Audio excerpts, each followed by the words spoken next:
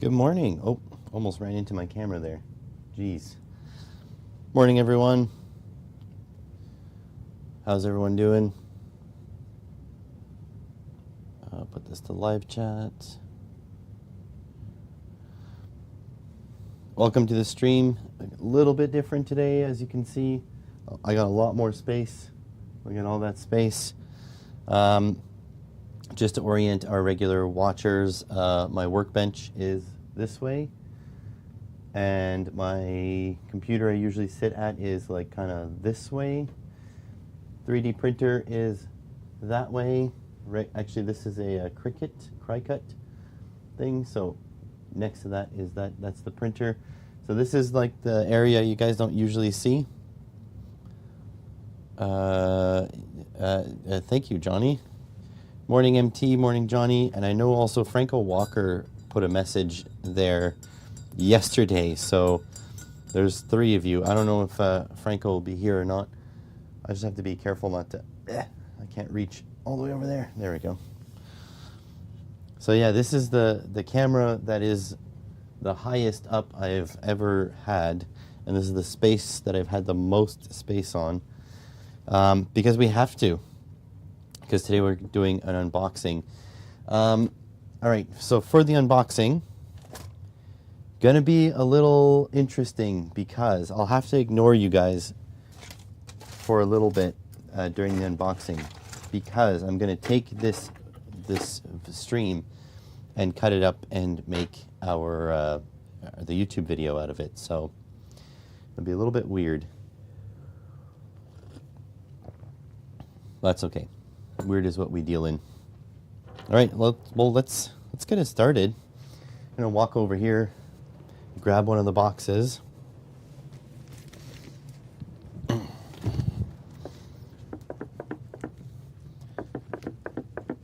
hear that bouncing around in there? So there's one, and this is why I needed the height, because yeah, this is pretty tall. In fact, I do have a shelf here. Oh, you guys can just see the edge of it here. So that's where all my storage boxes are. So let's get started. There should be 1, 2, 3, 4, 5, 6 items. I don't know them all by heart. 5 I am keeping, and 1 I am sending back. 1 is just a review unit.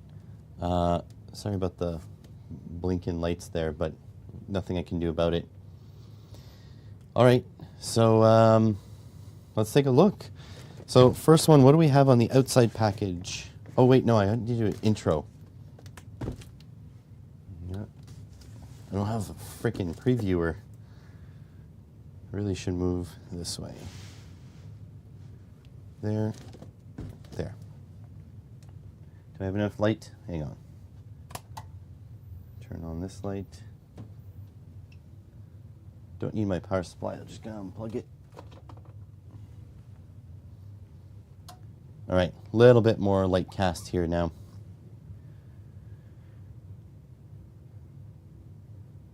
Don't know if I like the warm. Let's put it more cold. A little dimmer too, but that's okay. All right. It's better lighting, yeah, there we go. All right, gotta shoot an intro.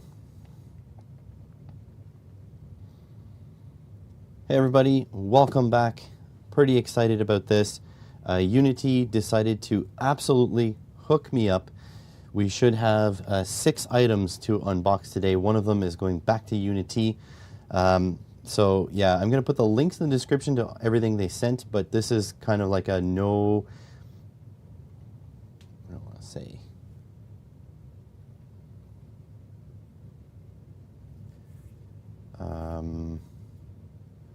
But this is kind of like a hookup. They really didn't want anything specific in return. They said it'd be nice to get an unboxing video and a video on each item, which I was going to do anyways. So basically, they just wanted to hook me up. So here we go.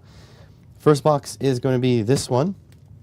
Not 100% sure what's inside. I do know what the 6 items are, but I don't know which boxes they're in and which order and all that stuff. So we're going to be exploring this at the same time, you and I. All right, here goes. First look. Okay, we've got a Unity. Ooh, look at how nice that looks. Got a Unity box inside of a box. Oh my God. Look at that beaut. This is a much bigger box than I ever expected for a thermal imager. That is fancy. So, just a little bit of background. I love Unity. I mean, I always have. One of my first big videos was about the 210E. And I've got a couple Unity products that I use very often. So maybe that's why they reached out. Let's see. Oh my God. That's why it is so big. It has its own blow molded case. Holy. Look at that. That looks so cool. Oh my God, it's like weatherproof. It has like a vent hole. That is so cool. All right, here we go. Unlatching. Oh, has a nice vacuum seal. Look at that. So first of all, a little bit of fluff in the case. We've got a case with a gasket all the way around. I don't know if you guys can see that. Hopefully you can. And we've got a couple of manuals, which I'm going to obviously read. We've got a SD card. 32 gigabyte Kingston Jobby. We've got a USB Type A to Type C. That's good. And we've got... Oh, it comes with a spare battery. A little battery with an indicator here. That is cool. And here's the unit itself. Oh, okay, no, not a spare battery. It comes with the battery separately. Oh, beast mode. This thing is awesome. It's got a little lens cover there. This thing is awesome. Comes with a little place to hook up a lanyard there. Is that all that's in the box? Look at that. This is neat. All right, let's turn it on. Let's turn it on. Come on, Unity. Beautiful.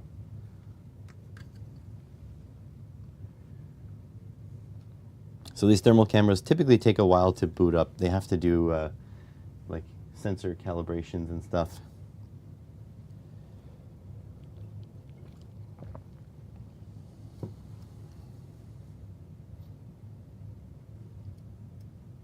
Oh, I hear some clicking inside. Oh, there we go. Ooh, that's actually very fast responding. So the box and stuff, let's see. Should have a middle reticule. Yeah, we do. The middle is up here. You guys probably can't see that. They're 18.7. And then we've got the high temperature going around. That is cool. So my hand, obviously, let's see how hot I am. 32 degrees Celsius. So I'm pretty hot. Look at that. That's cool. I'm going to check my lights up here. So my lights are at 64 degrees. So that's why they're probably flickering on and off. This thing is awesome. This thing is a beast. Like, it is hefty. You could club someone with this. That's incredible. Cool. Now we're going to turn this off, shut down. Okay. That is awesome. So we're going to take a look at these things individually after. I'm excited. I just want to unbox everything. So, oh no, it doesn't fit back into the styrofoam with the battery installed. So battery goes in there. Oh, there's a tripod mount on the battery. Well, that is well thought of. Oh, this thing is awesome. Put that back in there. What was in here again? I don't know. I'm gonna actually keep the plastic with it because when we take individual looks at these things, I want them back the way they were.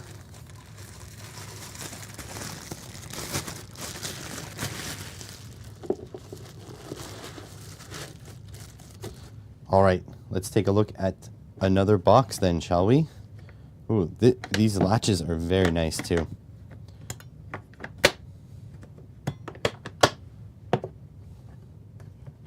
Awesome. Well, I mean, I don't know how you top that. That is pretty awesome. I'm just going to chat with you guys a little bit. Unity executives sitting around the table. You could club someone with this. Should we advertise that? Yes, they should. They should. I would.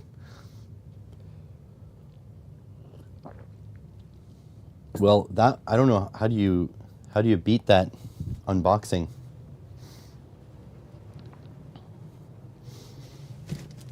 Okay.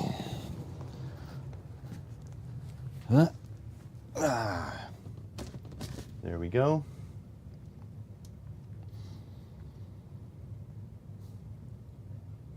All right, we started off strong. Next one up is this one here. Let's take a look.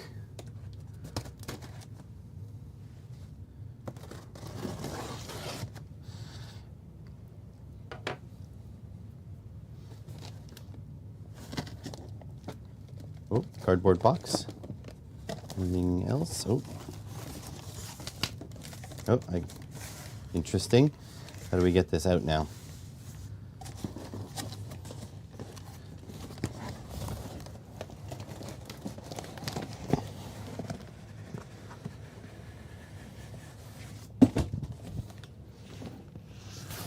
Just making sure my shipping information isn't on it.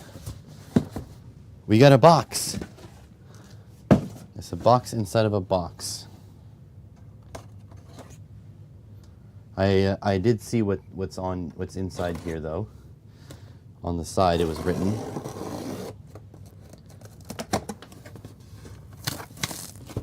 Oh yeah.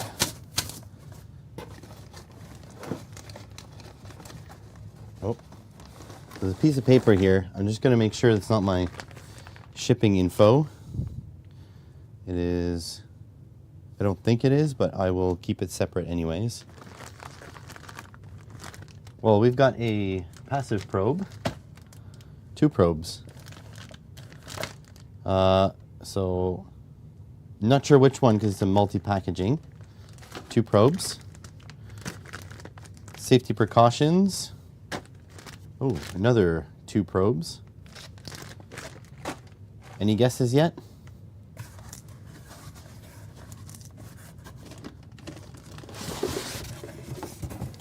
Oh, what do we have in the bottom of the box here? We have a USB A to B, like a printer cable. And we have a IEC cable, North American lead.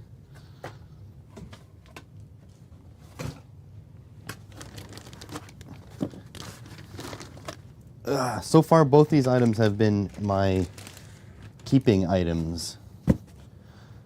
So that's good. We're going to see the send back items at some point. Send back item. One of them I have to send back.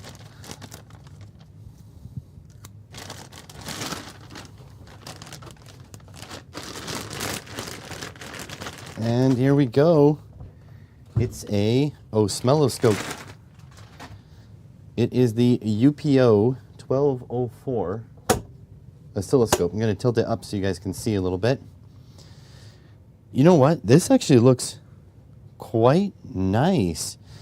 Got rubberized knobs. These have detents and clickies. So it's a 4-channel scope, but it's one that you select the channels here. I feel like a lot of manufacturers do that. They don't put one knob for each channel just to keep it more compact so they can have room for a bigger screen, which makes a lot of sense.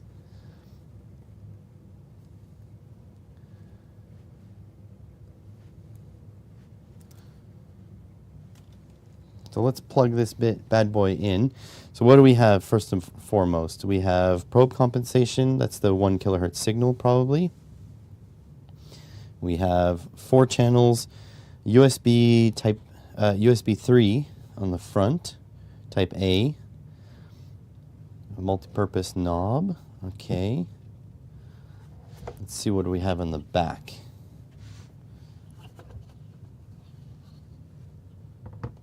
Let's see. Has a Kensington lock, has the IEC cable with an on-off rocker switch. Oops. External trigger, auxiliary out. We've got networking, some sort of LAN. And we have USB type B. So let's see what we get. Plugged in. Oh, gotta probably turn the rocker switch on. This is a nice little piece of kit. Has a soft start button. Ooh, all the lights lit up in like a pattern.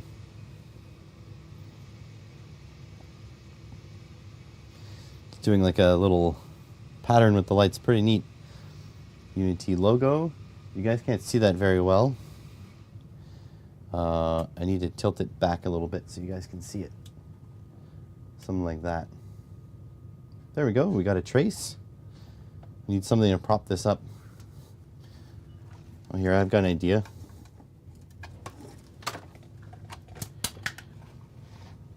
Here's my UTG 962E. There we go. So you guys can see the trace.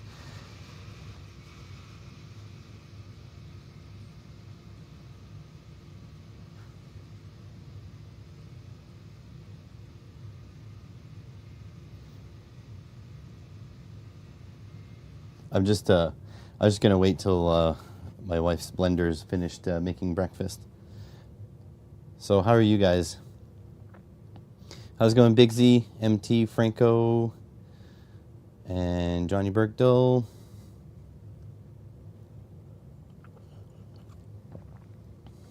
Will it blend? Did you guys hear the blender on the in the mic?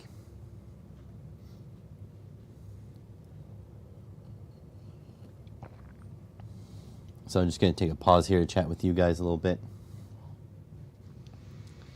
The screen is quite... it's not as bright as I would have hoped. However, I think it might be because I am standing in an abundance of light right now. But there's probably...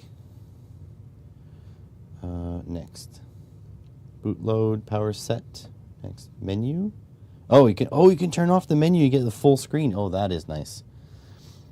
That is really nice. I love these big screened oscilloscopes. I think this one's kind of flat too. Might be able to lay it down for my videos a little bit, or I'll just have a second camera. That is neat. Oh, the mode. This looks like a printed label, but there's a light behind it. That is cool. Very cool. You did not. Not new bench. We are rotated 90 degrees clockwise from my regular filming bench to this one. So it's a new bench for you guys, but I've made this a while ago for the express purpose of having more horizontal surface, but as most horizontal surfaces, I ran out of horizontal surface, so yeah.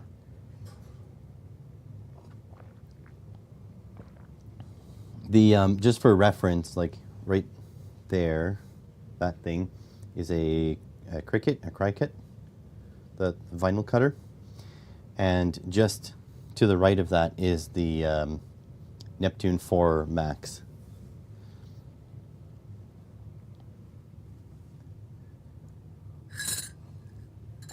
Okay, let's proceed.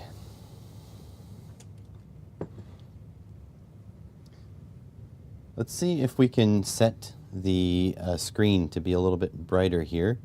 It is being swamped by light right now, so that's possibly why it's a little dim, because actually it's not too bad. Let's see, power set, nope. Oh, might have to read the manual on this one. It is nice though, you can turn off the menu and see the whole screen. That's trigger menu, bus gen utility. This is quite a complex piece of kit. Let's see if we can get a waveform on it.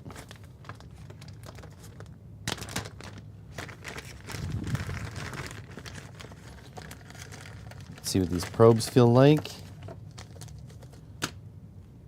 Seem pretty supple, pretty decent.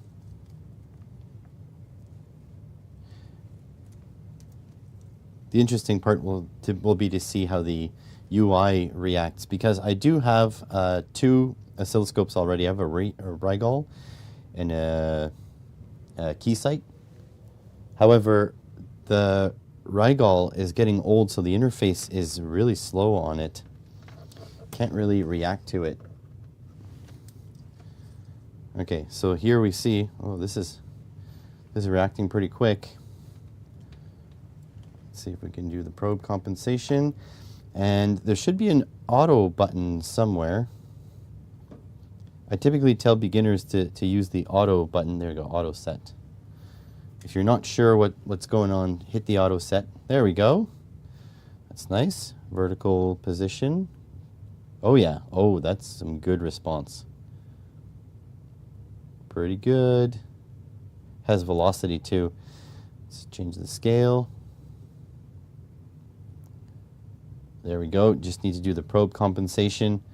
The resolution is quite high, so you guys may not see the vertical lines on your screen simply because like the pixels are so small, but I see them to my eye here. It's also not ideal. I do have light shining directly onto it. It looks good. It looks really good. Oh yeah, look at it's fast responding. Neat. So let's take a look. So that thermal imager, just for your reference, on Unity's website right now.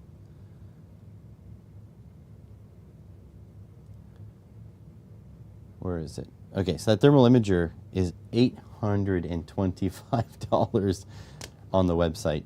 So that was the UTI 720E, I forgot to mention. This one here, the oscilloscope, is the UPO 1204. This is a 200 megahertz 4-channel digital oscilloscope. It retails for $907 Canadian, but it's on sale right now for $726 Canadian. So that is pretty neat. Let's check the quick specs on it. So 200 megahertz, 2 gigs samples per second, 56 mega points of memory depth, 500,000 waveforms per second, waveform WFM per second, I'm not sure, with a 7-inch display. That's a nice scope.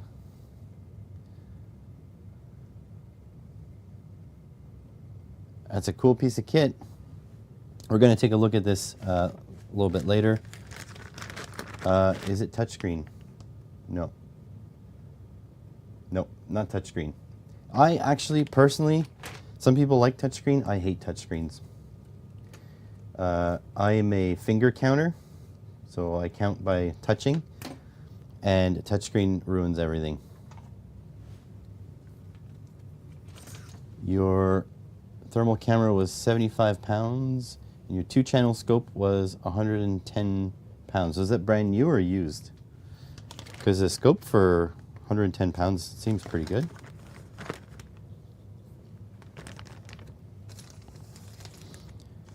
Yeah, I'm not a fan of touch screens. You don't like touch either. Yeah, okay, there we go. We're on the same page.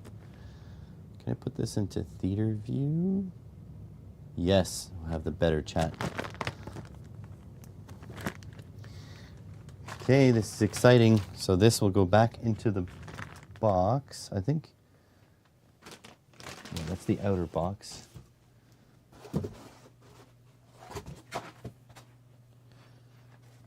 This is exciting, folks. All right, let's turn this off. Just soft press. There we go. It's shutting down. Nice piece of kit. Has a cooling fan that I can definitely hear. It's not too loud though. Oh look, it's balanced on itself.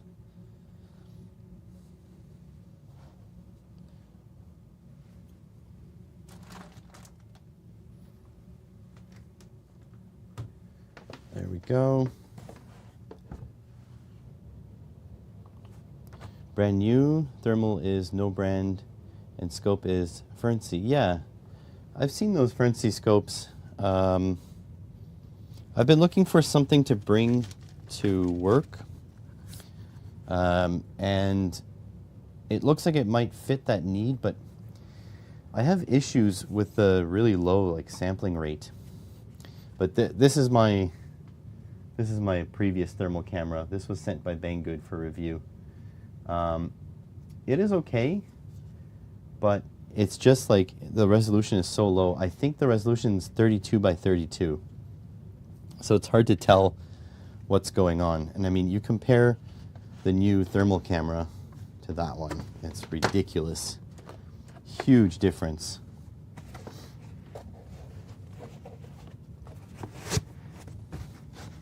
Oh.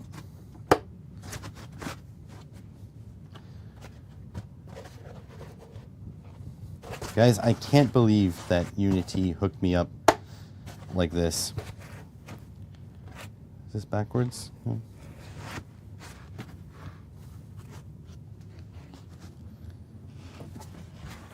All right, put that back in there. Protect it. Also, that's another item you could potentially club someone with. I think this oscilloscope is tough enough, you could probably club someone with it. So Unity, take note, add that to your marketing materials. You can club someone with both the thermal camera and the oscilloscope.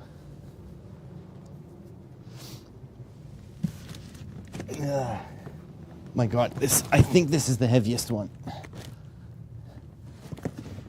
Oh. There we go. Look at that big chonker. I think this one weighs 12 kilograms.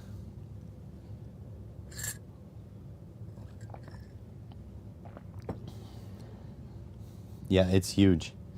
I'm going to have to be careful because there is a return shipping label inside one of these boxes, and I don't know which one. So hopefully you guys don't see my address. Next one up, this big boy here. This, I believe, is 12.5 kilograms.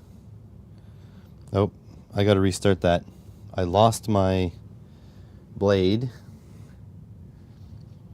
which means it's by my feet somewhere in the carpet, and I don't want to cut myself.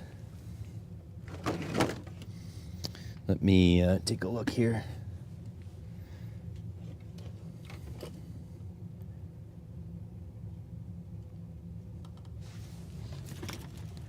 One moment, please. I heard it hit something. If you think my floor is clean beneath the stream, you're dead wrong. Oh, here it is.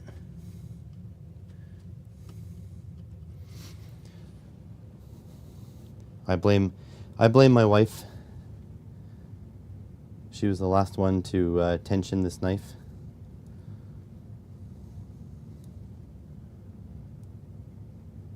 There we go. kidding, obviously. Ugh. It is getting pretty worn out, and it should get a high quality handle. I use these knives enough that I should get a better quality handle. This is just a cheapy Chinesium one that you can't really tighten down. All right. Next one up, we've got this one here, which is a big chonker of a package. This is about 12.5 kilograms. So talking about if you wanted to club people with test equipment, probably could put the stuff in here.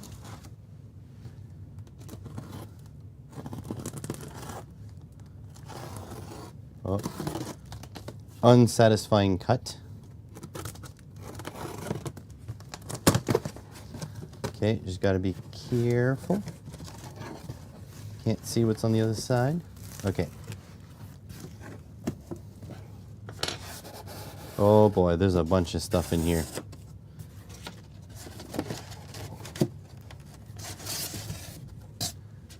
Okay.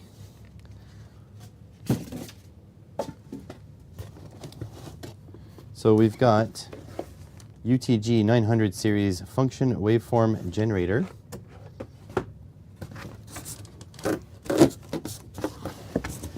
Oh. This thing is heavy. I'm not sure what's in there.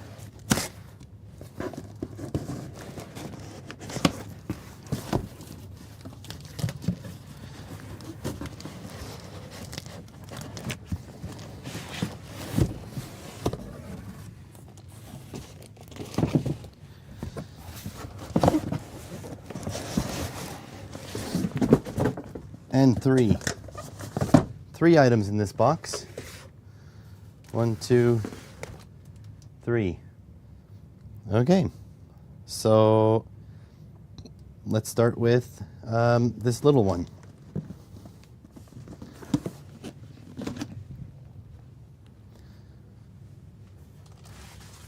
Oh boy, almost dropped it. Going to be a testament to Unity's packaging. All right, see if we can center this up a little bit. There we go.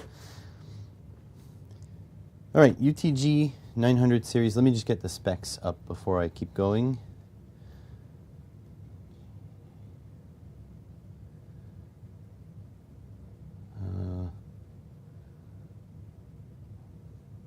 Oops, do I not have it? What's this? Oh, okay. Oh, they sent me the wrong item. Uh-oh. Okay. Well, that's okay. All right, let's take a look at this one here. This is the UTG 962E.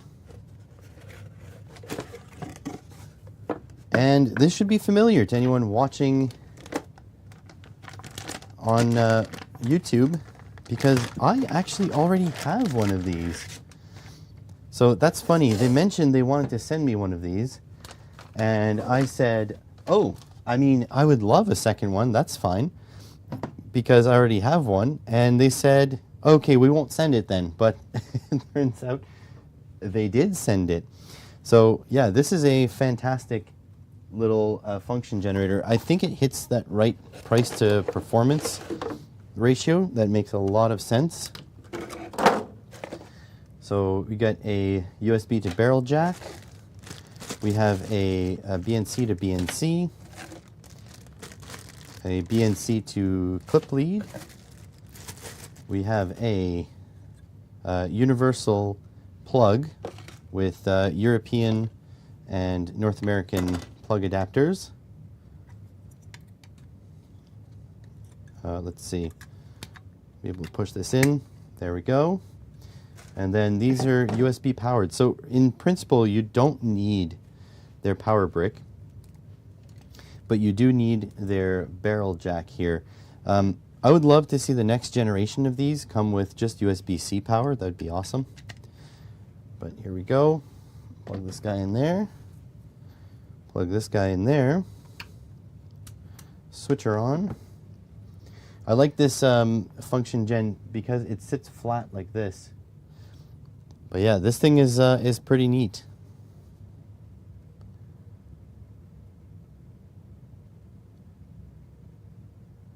So 962E. Get the specs out.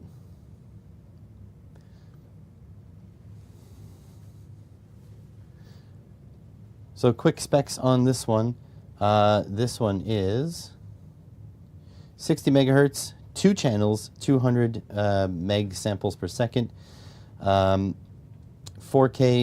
memory depth, 4.3 inch display, USB, yeah, it's USB out here, and can do AM, FM, PM, FSK, line, log. Actually, what's really cool about this is there's an arbitrary waveform that you can check the wave file internal, and there's all of these like options for pre-made arbitrary waveforms. So you can send these out at whatever frequency you want, which is pretty nice. Like, there's a lot. There's a TV signal. There's all sorts of stuff. However, yeah, I see 23 here. And then you can also add some more because there's an external slot, which I believe is just through the USB. Really neat. We're going to keep unboxing, and we'll come back to this when we take the scope back out, because it's always nice to put a waveform generator onto a scope. We're going to have some fun.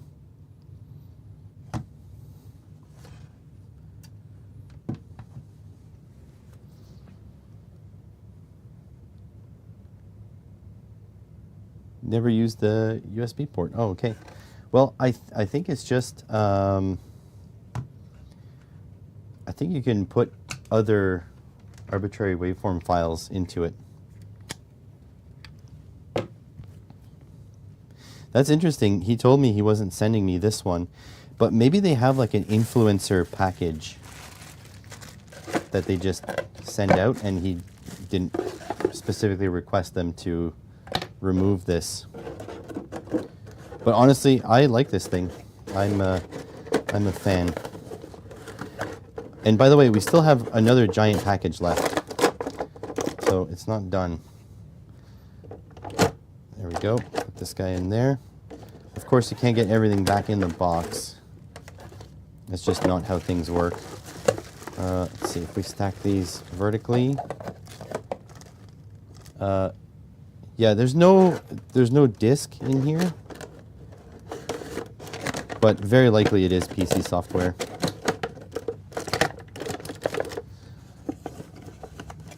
Much to most of my sponsors' chagrin, I hate installing software, so I typically don't. Alrighty. On to the next one. What is this? Okay, yeah, we'll go this one. Oh my god. So next one we have is this one. Another... These Unity boxes are all kind of the same shape. So let's see what we got in here.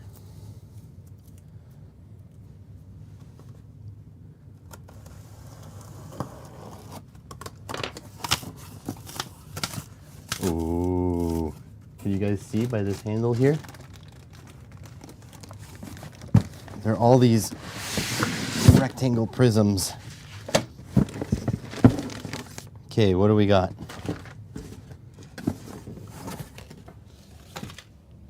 We have an IEC cable. We have a whole bunch of test leads, a VGA cable, a thermal probe. This was pretty exciting. I tell you what, when I came across this, because although I was thrilled to get an oscilloscope, I have an oscilloscope. What I don't have is one of these. And the thermal camera.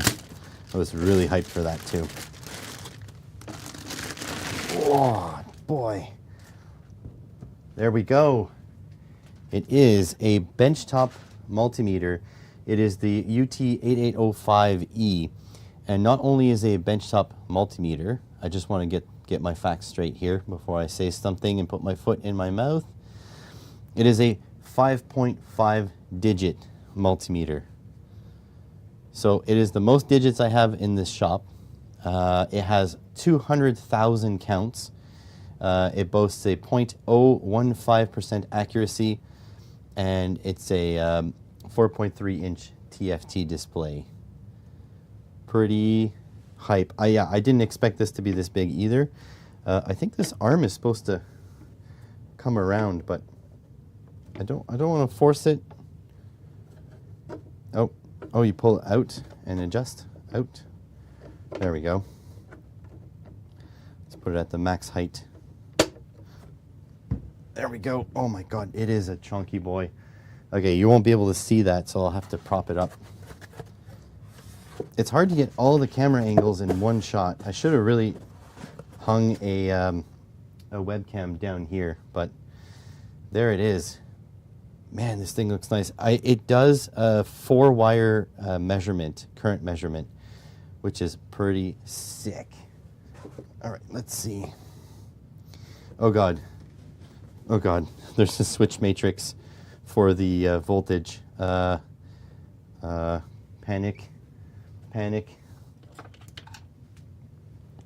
All right, 120 volts, both. Oh, it's already set to 120.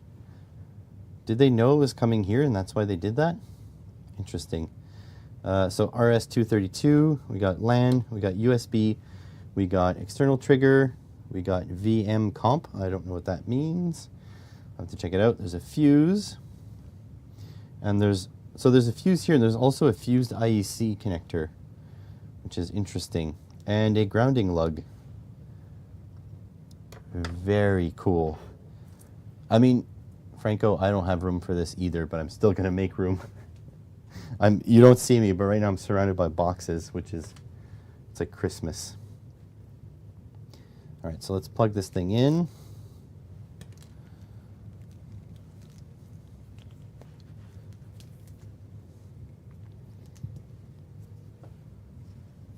You know what I just thought? I should have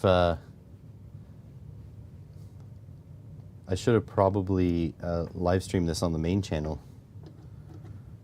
That's okay. You guys are special.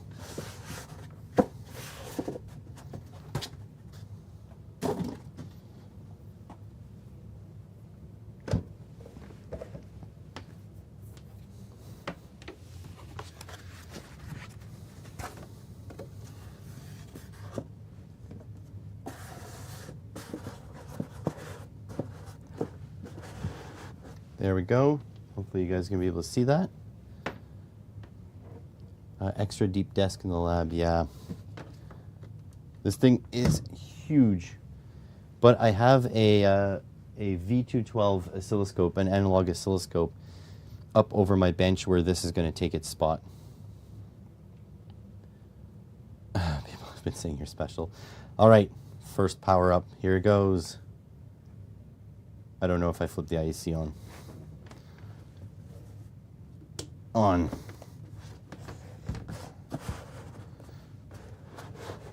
Okay, so it lights up red here. Power on. Oh, a little bit of a cooling fan.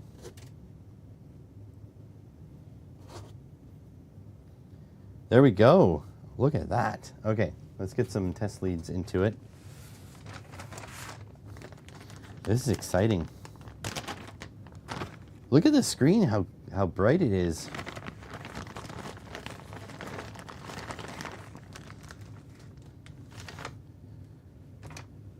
So you got banana to crock clip. You've got these test leads, ooh, with the very nice silicone. By the way, the price of this right now is $673 Canadian on their website. So here we go. Look how beautiful. All right.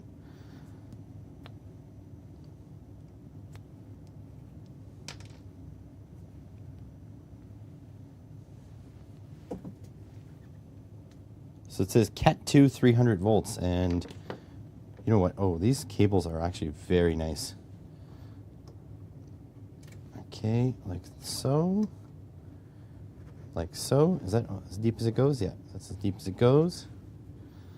All right, so I should zero out my volts. Yeah. Let's check real quick the continuity. Ooh. Look at that speed. That thing is going like super fast. So it's not exactly latching. Like, the weird thing is, it reads super fast, but the beeper doesn't seem to read as quickly. That's interesting. Look at the speed of that change. I'm going to turn off the beeper just to... Yeah, that's insane. It is like razor fast. I don't know if the beeper is all that fast, though. That is interesting. There's an automatic mode, too. I don't know if it scans through everything. That is so cool. AC volts. Should we just shove this into the wall and see what happens? It says 750 volts AC. It should work. I don't know if I can get into the... There we go. Very nice. Is there a graphing? I don't know if there's a dual mode. So you can add frequency to it. Okay, so there we go. Oh, wow. Look at the frequency to 4 digits. That is crazy. Single? No, single shot. Oh, return. That's running. Range auto. Okay, dual off. There's got to be some sort of like graphing function, right? Probably. That is cool. Oh, it has a load. It has a 2-watt and a 4-watt load on it. I have to read the manual for this. Yeah, this is insane amount of videos, which is good for me. Good for Unity as well. I will be drowning my subscribers in test gear stuff because we have the Fluke videos still to do. Well, that is freaking cool. Fan is on. I can hear there's definitely a cooling fan. This is not one of these things that are made for, you know, like quiet labs or whatever. This is made for work environments. So that's why, I mean, the cooling fan is more, I would rather this thing last longer than it'd be quieter. You know what I mean? I'm actually really surprised by the quality of these. Like, I shouldn't be surprised, right? But these leads, it struck me, they're actually really nice. I wish they were gold plated, because I did buy some fancy leads with gold plating.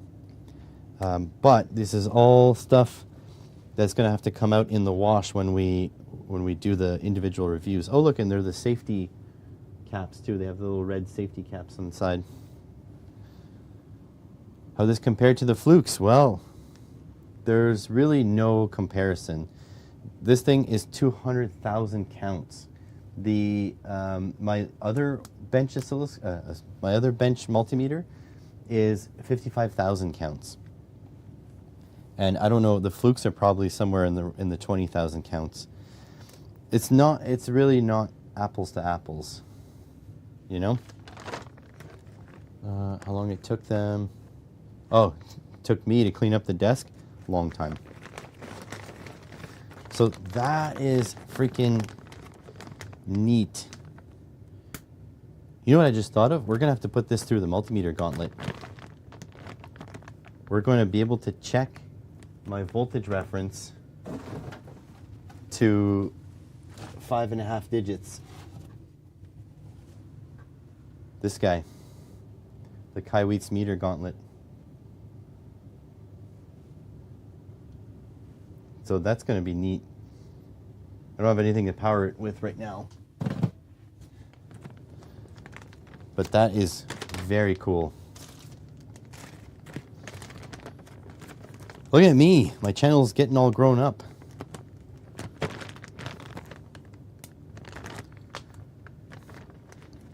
This is awesome. I'm going to have to set up, at some point next year, I'm going to have to set up a new workbench. Yeah, it did take a long time, I must say. Although the other horizontal surfaces are suffering because of this. My God, this thing is nice.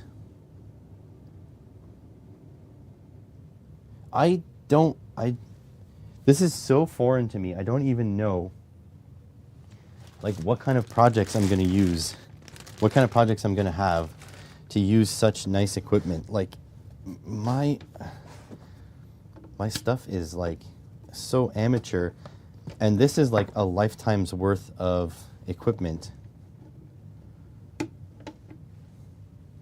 Right? Am I right? Like, this stuff is going to last me forever.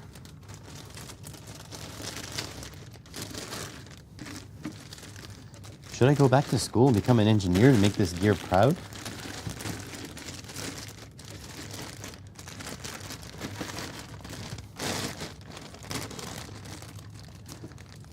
Don't have any projects needing that stuff. You really need to send it to your supporters. Uh-huh. Nice try. I wish I could. I wish I had the kind of leverage to be like, oh, hey, you know, X sponsor, you want to send me stuff? Then you're going to have to give me, you know, 6 items to give away as well. That would be incredible. You do know if I had that kind of pull, I would definitely do that, right?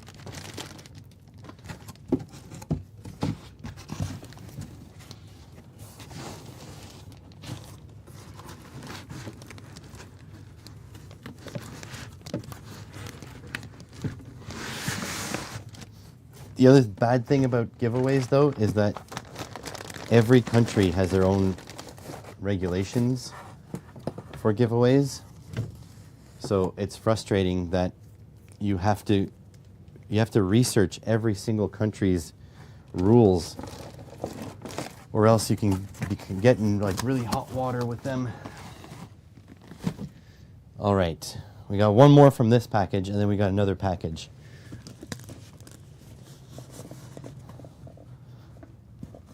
There we go. By the way,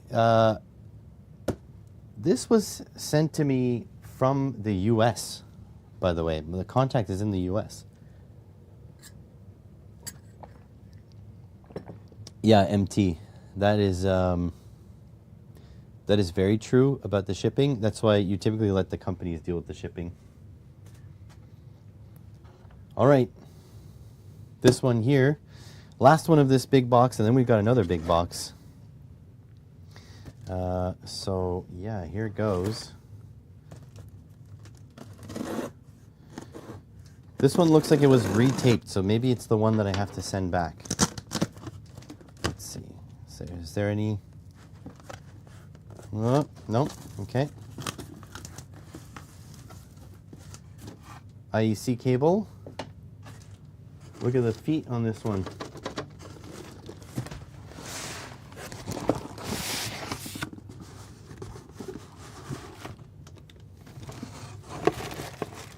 Any ideas? There's a BNC to alligator clip.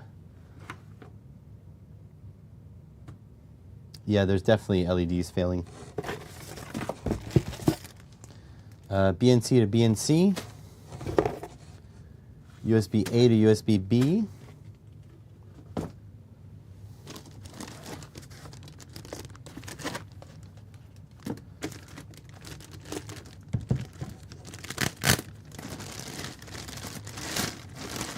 It is the UTG 1042X waveform generator.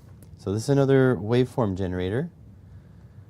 Let me just get the specs. 1042X. Yeah, so this is 470 Canadian dollars on their website. And it is billed as like an affordable line. So it is 40 megahertz, 2 channels, 150 meg samples per second, 2K memory depth, 4.3 display, 4.3 inch display, USB, does AM, FM, PM, ASK, FSK, PSK, PWM, and sweep. So it's a little bit like the UTG 962E, but it is a little bit more, has more functions than that. Again, probably have to prop this up for you guys. This feels like a mostly empty box. The benchtop multimeter was quite heavy. This one is different. It's quite light. And this is not one I have to send back. So this is not this would not be the one. Affordable to who? Affordable, like you have to remember that these things, like from Keysight, for example, are thousands of dollars, right? So it should be able to do most, if not all, the things that a Keysight can do, but for hundreds and not thousands. This is what you got to keep in mind. The test gear market is a very high barrier to entry. So that's why I think Unity is the price to performance kings. Because if I was doing like small batch work, these kinds of tools are the kinds of tools that the only ones I would be able to afford. So if I was like selling guitar pedals, stuff, and whatever, $500 is not much of an investment for a tool that allows you to do things like that. Okay, so seems like no power switch on this. It just turns on when you plug in the power. Oh, the interface looks exactly like the 962E.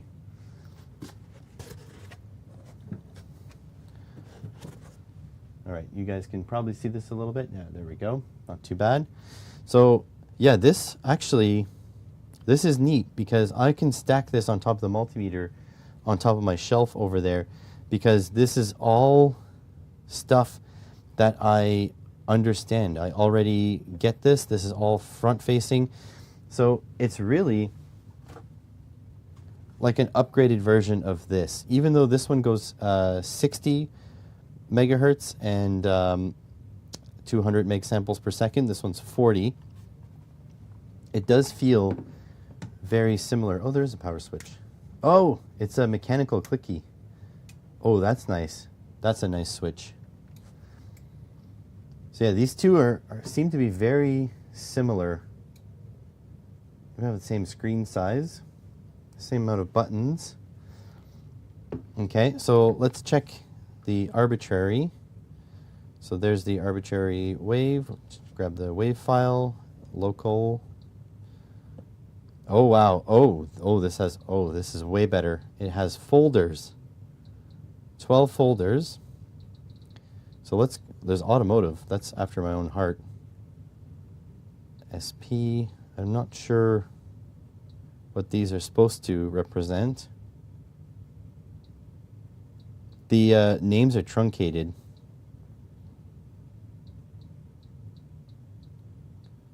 That's interesting. So this looks like, yeah, I don't actually know. TP.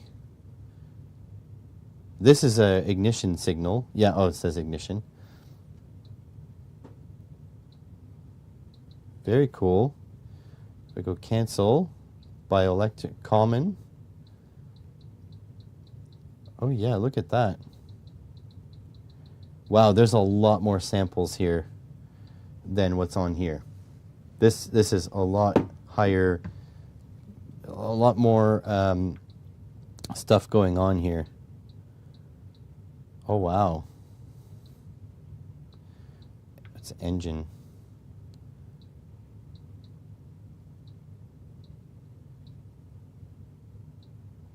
Very nice.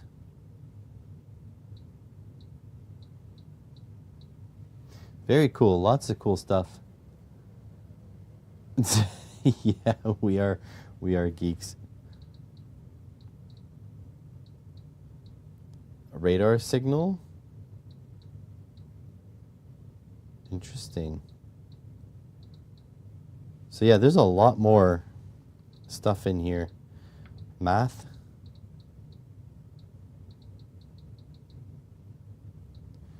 Those LEDs are really driving me nuts.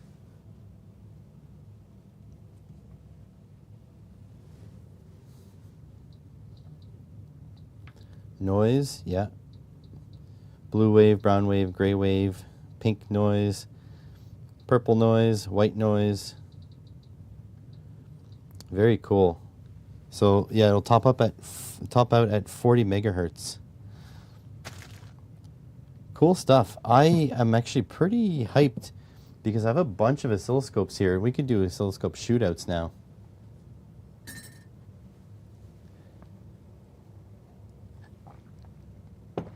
Yeah, I do like the ka-chunk ka-chunk.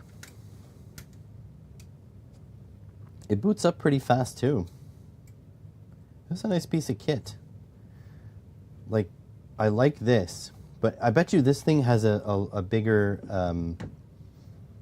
amplitude. Here, let's see if we can go to, oh, and there's more. Yeah, page up, okay. So, if we go, return, so amplitude. Oh yeah, this one can only do 5 volts peak to peak. This one can do 10. So that's the big difference here. You get 10 volts peak to peak, which is way different. Return, if I go just a sine wave, that's offset, amplitude. Yeah, you get 10 volts peak to peak, where this you only get 5 volts peak to peak. So again, that has some important upgrades from the other one. Very nice. Okay. This is pretty cool. Plus, I love the form factor. It'll just sit up on my bench up there. I'm pretty hyped about that. Cool. That is awesome.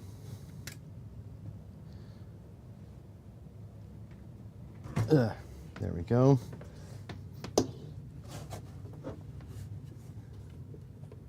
So much kit. Actually, this is coming at a great time because very shortly, this month, I will be ordering some PCBs to take a look at op amps, and that'll be cool, feeding a wave into an op amp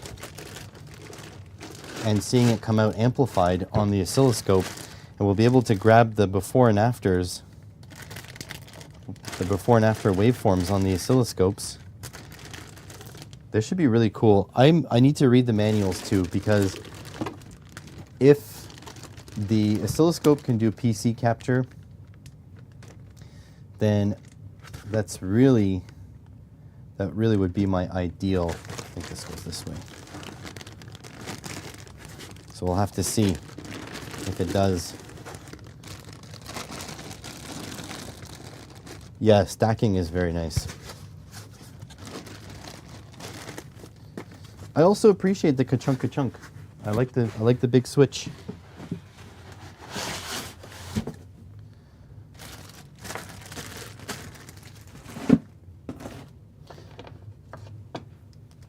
This is so nice.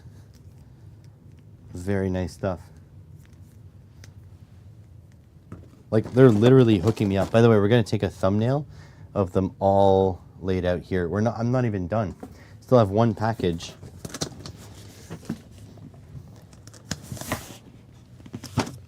All right. Is this a heavy one too? Oh yeah, God, this one's heavy as well. Oh, jeez.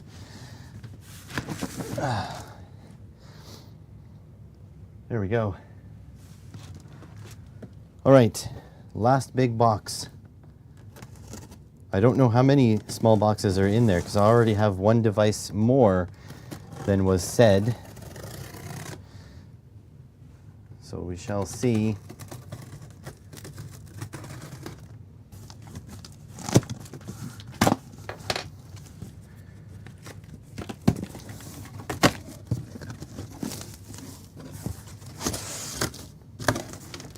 Okay, there's one big box in there.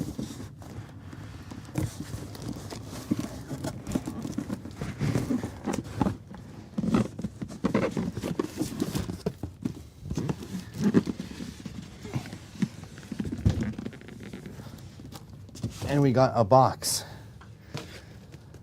which is roughly the same size as the outer box, okay? They wanted to make sure it got here in one piece. They are probably familiar with UPS's delivery services.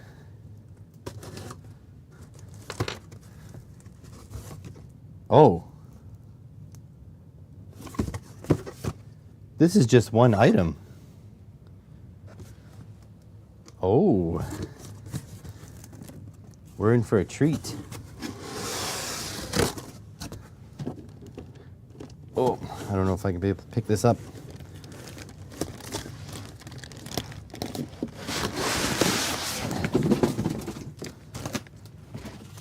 Oh, oh my God. I don't know what to say. This is... Can you guys see what it is? No, you can't. This is incredible. This is a big chonker. I gotta be careful on how I lay it down. Okay, here we go. Here we go.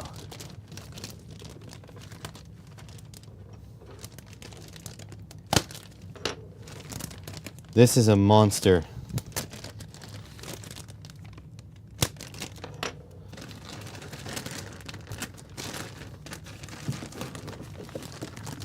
Oh my God.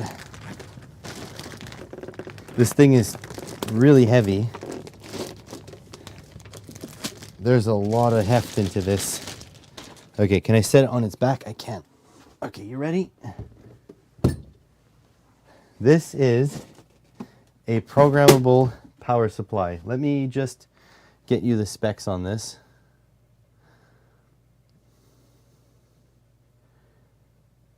This is the UDP 3305S 4-channel performance series programmable linear power supply. This thing is a monster. I cannot believe the heft in this. So the specs are 4-channel. So channel 1 and 2 are 0 to 30 volts, 0 to 5 amps. Channel 3 is 0 to 6 volts, 0 to 3 amps. And channel 4 is 5 volts and 2 amps.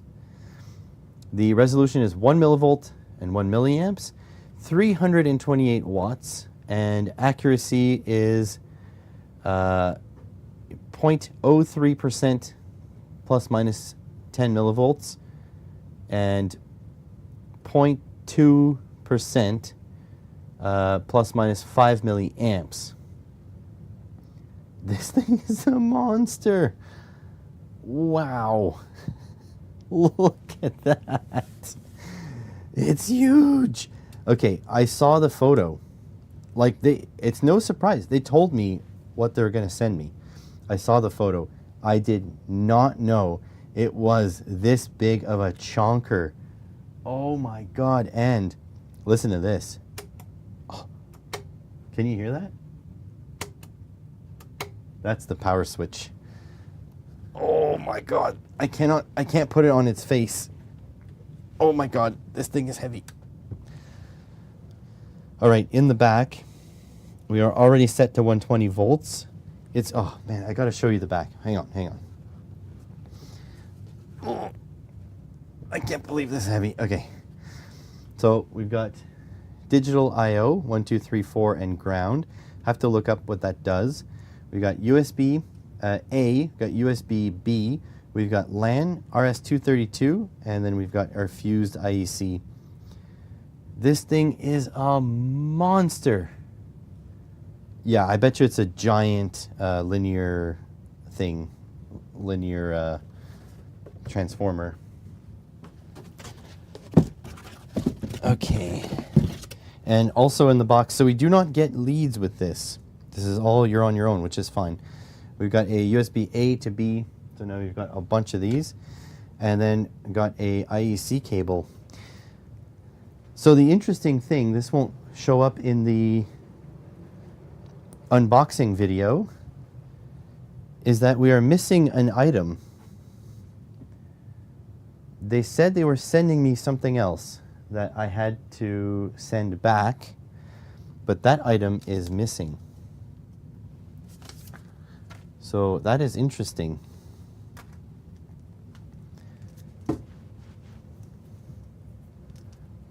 This is all this stuff was just to hook me up. All of it, which is incredible. You know that bet I had with another maker? Oh shit, I just smashed the camera. Where I said I wanted my channel to be more important. I'm feeling pretty important. Okay. Let's see if I can prop this up. Oh my God, this is just gonna crush everything.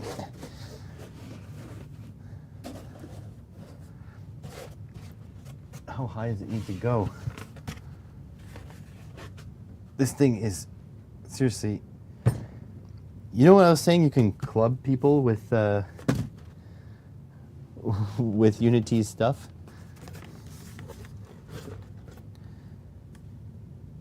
Oh my God. Jeez. There we go. All right. Are you guys ready? Oh man, I'm gonna email them back thanking them for this. But do I be bold and ask for an electronic load? All right, here goes. Oh, that power switch. Oh my God, look how fast it turned on. Okay, so it is a 4-channel. However, one of the channels is a USB channel. So it is a proper 4-channel. However, the USB, I think, is meant for analyzing USB devices. So you don't get bananas on channel 4. So you can't really have like 4 devices with banana plugs on them. But definitely you can have 3. And then you got the USB. This thing is crazy. Oh, geez. Oh, don't yell at me. I'm sorry. All right. Channel 1. All right. Let's do 24. Oh, no. Voltage. There we go. Okay, 24. Oh, input a value. Okay. Is there enter? Enter. 24. Dot. Yeah, 23.999. And then there should be a current. Let's put 2.05 amps. Oh, we could put another digit, 055. Oh, look at that. Beauty. And then turn on. Oh, yes. Look at that. So I can't wait to put a load on this and check the output ripple. It should be non-existent. This is a linear supply. It weighs a ton. You could tie that to the ankle. That's funny. This thing like literally weighs a ton. So yeah, we're missing one item. That item, I won't say what it is because I don't know if they're still sending it or not. My God, I've been really hooked up. The funny part is, the most expensive item that came today is the thermal camera, which is the item that I asked for. They said, we want to send you all these things. I said, that's nice. Can I get a thermal camera, please?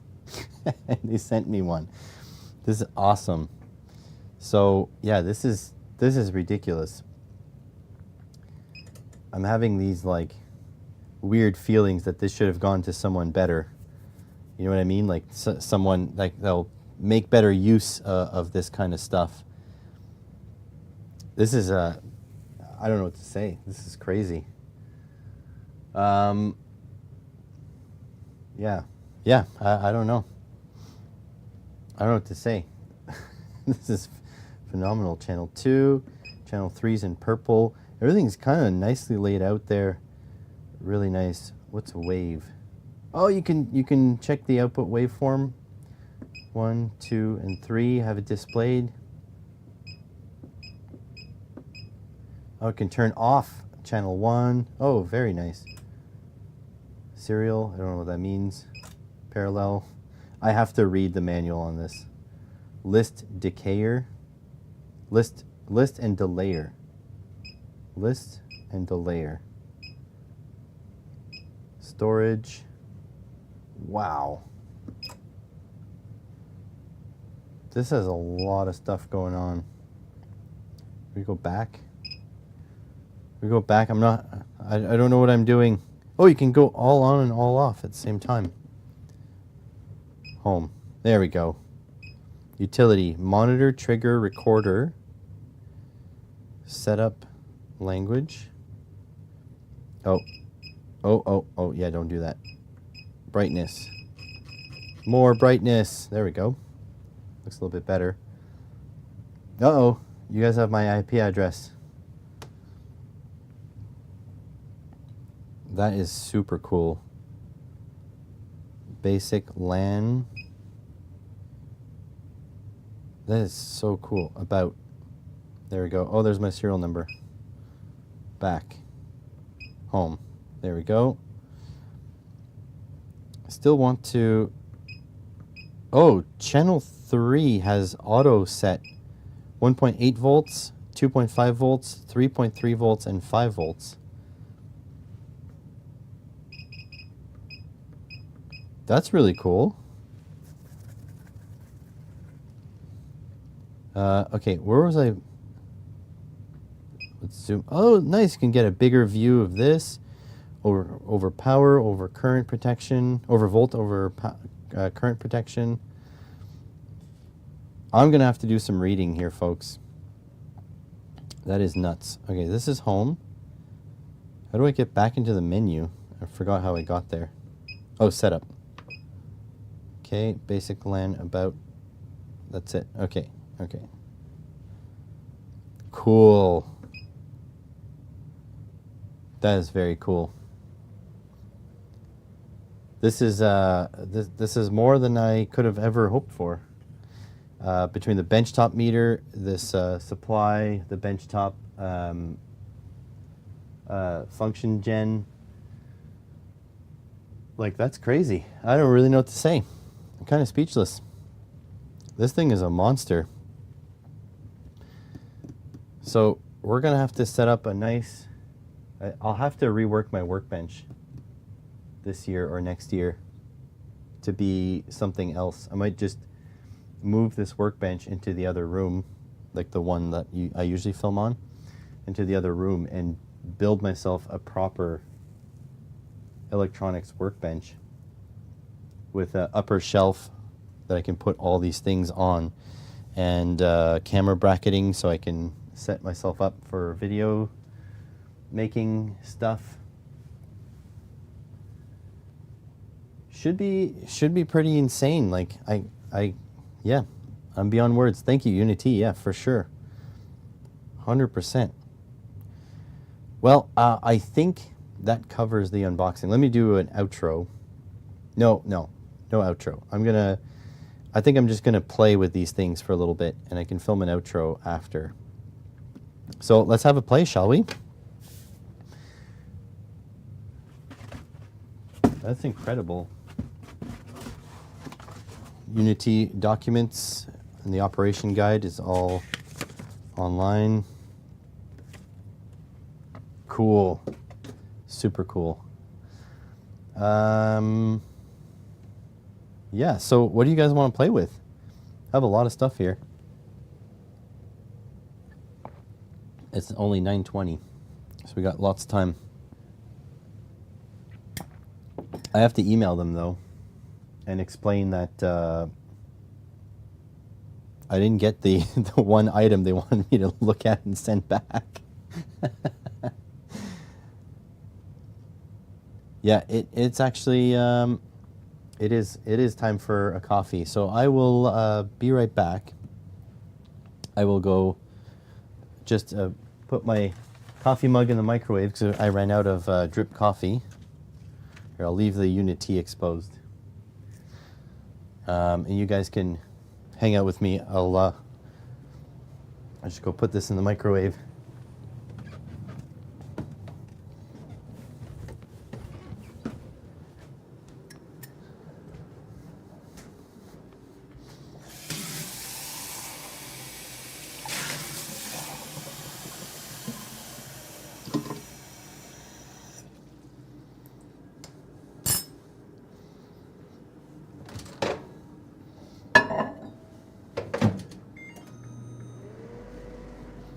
There we go. That's set up. Come back to see you guys. Yeah, that is incredible. That's a lot. That's a lot of stuff to deal with all at once. I cleaned out my bench because I thought I was going to get a whole bunch of items, which I did, but I didn't expect this level of heft. Pretty ridiculous. What I like is that I can power the this guy here, the waveform generator, off really clean USB power. That's crazy. You have one of the old scope meters. I was sent one of the old scope meters, in fact. Not by Unity, by one of my subscribers. Nice guy. I haven't looked at it yet. This one. UT81B. I do have a lot of Unity stuff in this household. I will tell you that. It is a very nice price to performance brand. And the thing is too, I wouldn't feel any kind of bad about recommending it. You can't really go wrong with Unity stuff. I don't know if that makes sense. Like if this says 24 volts, I have no doubt that what's going to come out on the other side is 24 volts. Whereas if you go like any like cheapy off-brand things, you don't know that. You can't know that for sure. You know what I mean? Like they make actual high quality test gear. So the problem with this is you guys aren't going to be able to see anything, actually. I might have to take a pause and swing you guys down a little bit because these things are really meant to be working overhead on a workbench and not necessarily... anyways, we'll figure it out. Same one I got. Backlighting is a bit lacking, but totally usable. Yeah. Don't forget, the screen technology has changed a lot in the last bunch of years, right? So I presume that in another 5-6 years, everything will have IPS displays, which are much brighter, except instead of the TFT sort of common backlight type thing. Those IPS displays are getting cheaper. But again, you have to remember that a lot of this stuff is really not meant for video work, right? Or like field work, right? A lot of these things are supposed to be sitting on a bench in an electronics lab underneath fluorescent lights. So there was really no need for any like quote unquote better screen. Like the screen was fit for purpose. And the other thing is that the screens that they already have are reliable.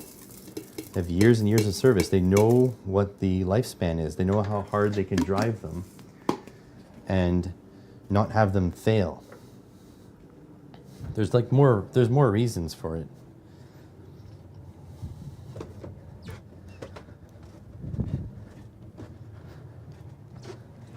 I don't know if you guys heard all of that conversation.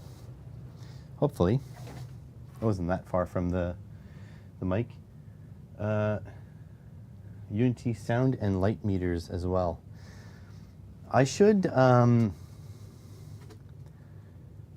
take out all of my Unity stuff. Actually, there's something I can show you. If you go back in my channel, the UT 210E, I've made that video back in 2016, so it's been 8 years now. And it's been my professional automotive multimeter since then. And here it is. It's a little bit filthy, but it only went through a couple of battery changes. The battery life is very good. But look how dirty it is. It's really my daily abuser, and I love this thing. If it failed, I would be very sad, but at the same time, I would just order another one on Amazon because they're only like 40 bucks. Like, it's crazy, the quality of these things for the price.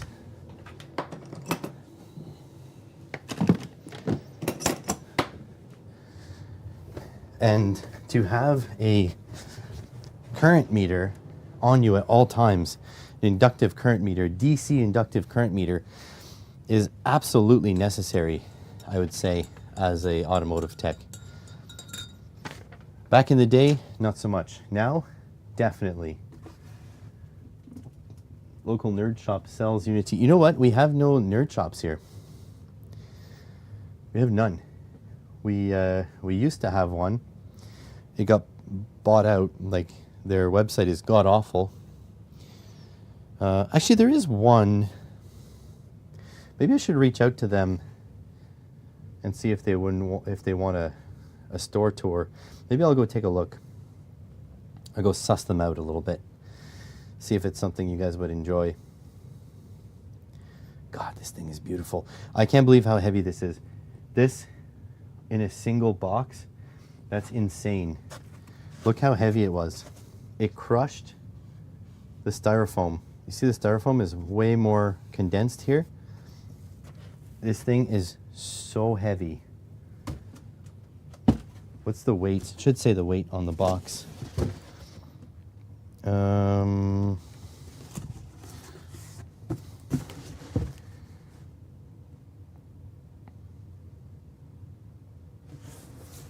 Nope, it doesn't say. Heavy. Very heavy. They have 2 physical shops in my town with both things in stock. Huh.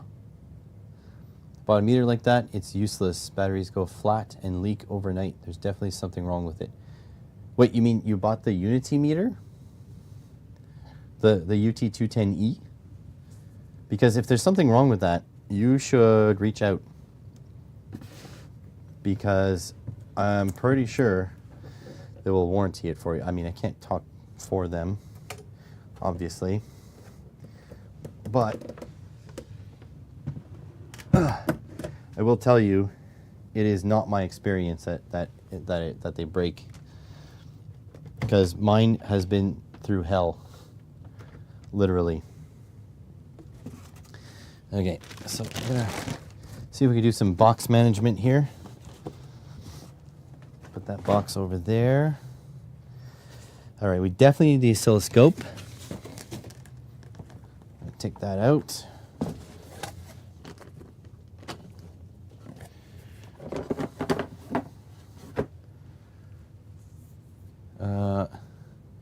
Have the Unity UT210D. Yeah, I don't know what the I don't know what the D and the E, the difference is. You had literally the same clamp meter, the Unity? Because if so, You should probably get it warrantied. Kiel in company. I don't know how to do a... oh no, how do I say no cookies? Sparta. Is that it? Sparta. Ooh. They have a big catalog of stuff. Following the link that Johnny Bergdahl sent. Kiel? Is it? Am I saying it right? Kiel. Is it Kiel or Kiel?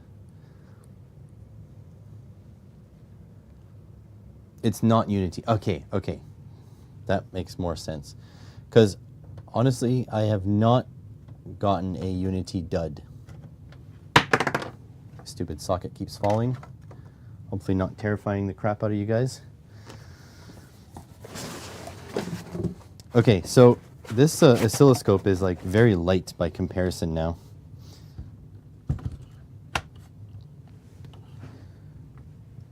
Ugh.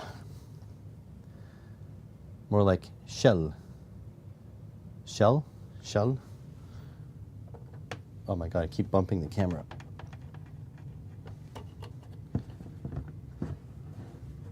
Let's pop these legs out. This is a nice construction. Okay, let's see if we can tuck the wires in back there. There we go. Turn this on. Probably put the waveform generator underneath there.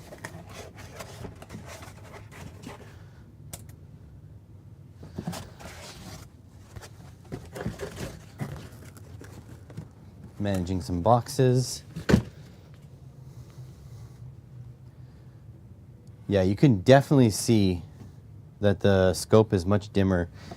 There's got to be a menu, right? System information, time set, clear data, power set, always off, always on. Boot load last time. Yeah, there's no like. There's got to be a menu with a thing. Scope is so small and dinky compared to the rest. Yeah, this thing is a monster. All right, Johnny, thanks for being here. What's this? Oh, that's the menu.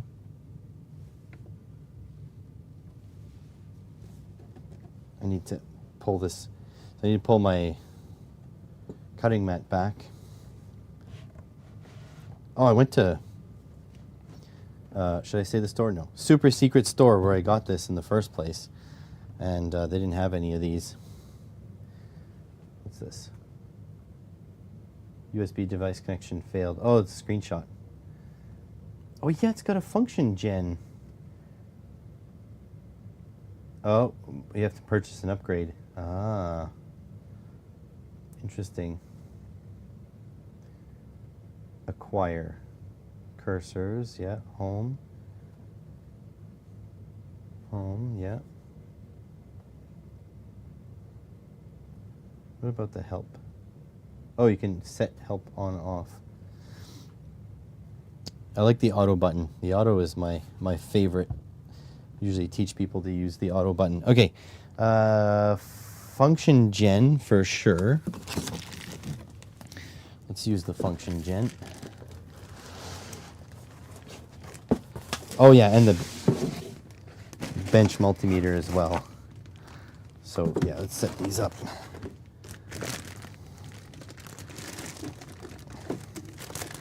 It's like unboxing all over again.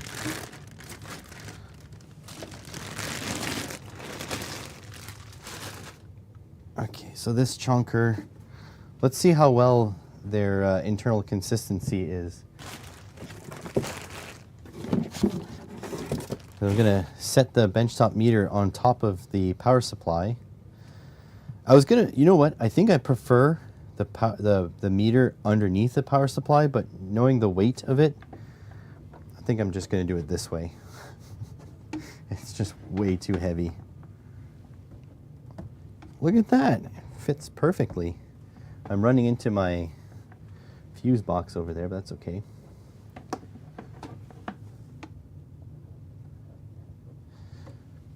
Do they latch together? No, they don't. That would be cool if they connected together. All right, plug this in and then put this wire back there.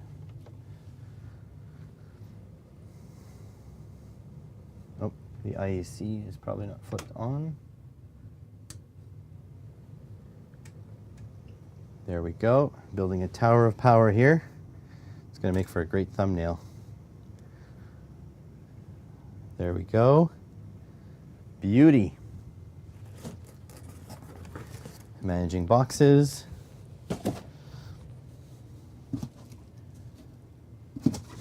I dream of having like a warehouse one day. Put all this stuff in. So I can access whatever, whenever. Like that Shakira song.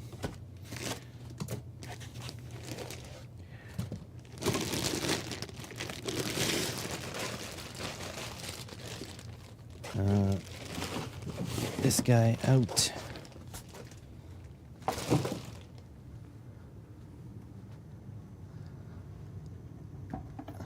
There we go. So this guy is lightweight.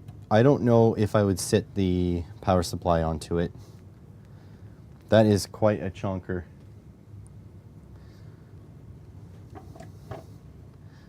That is a lot of test gear.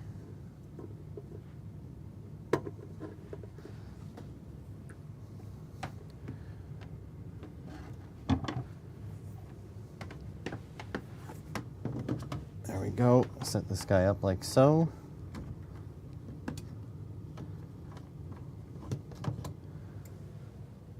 Yeah, crunch. It would definitely crunch. So I guess this guy could be kind of the center.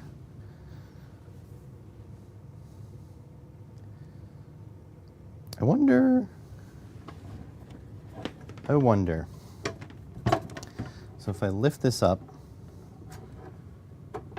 put this up like this, and drop this here, for example, like so. Then I put this on top here. There we go. That looks good. I'd need to tilt this up a little, I think. But that totally fits. Totally works. All right. What else did we get? So it's the thermal camera. Did we get another benchtop unit though? No, I think that's it. 1, 2, 3, 4, 5. The UTG 900.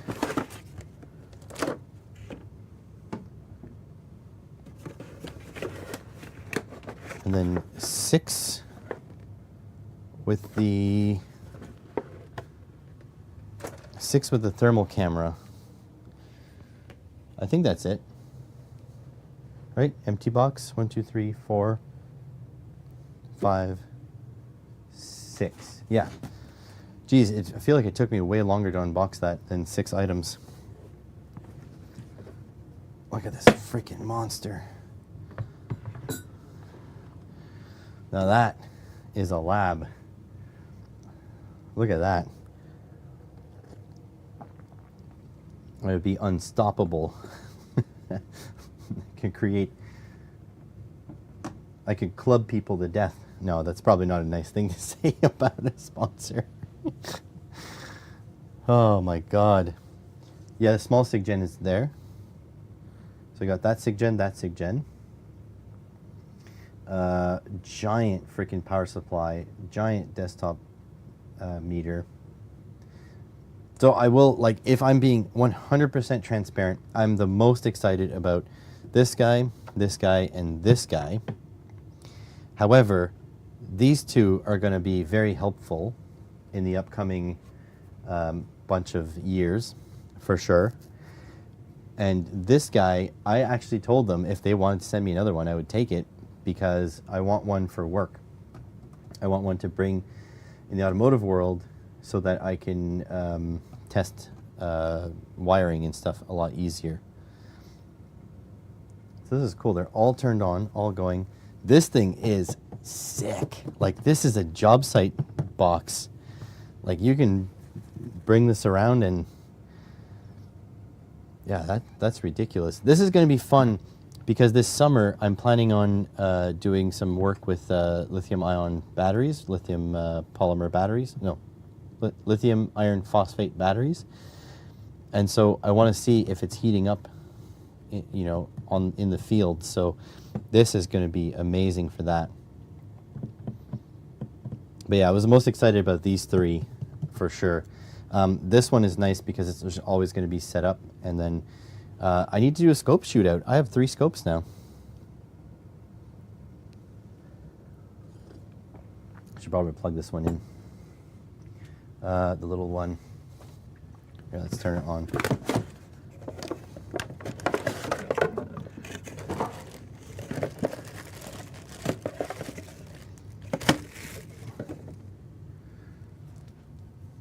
And look, I can use channel 4. Channel 4 up to here. There we go. It's drawing from channel 4.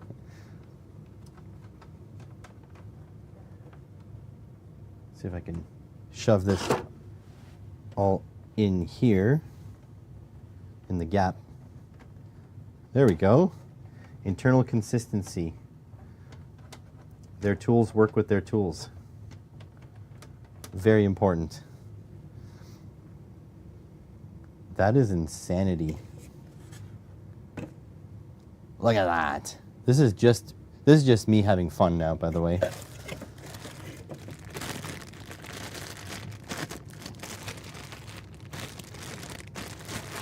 Let's grab this BNC to BNC cable.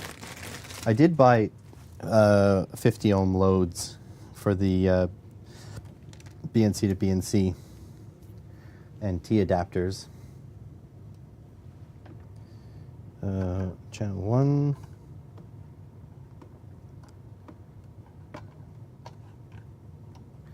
There we go. Have that come down this way, down and around town. Oops. There we go. Channel 1 on the scope. And we're going to make this a sine wave. 1 gigahertz? No.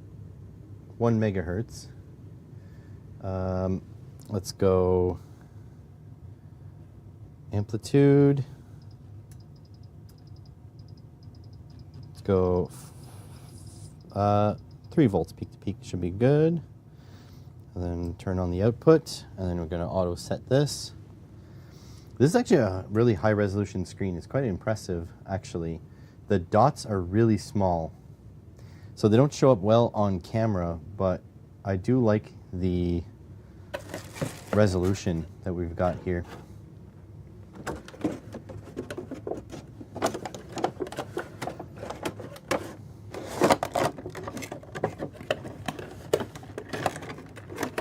It's quite overwhelming. It is, yeah, there's a lot of stuff going on here.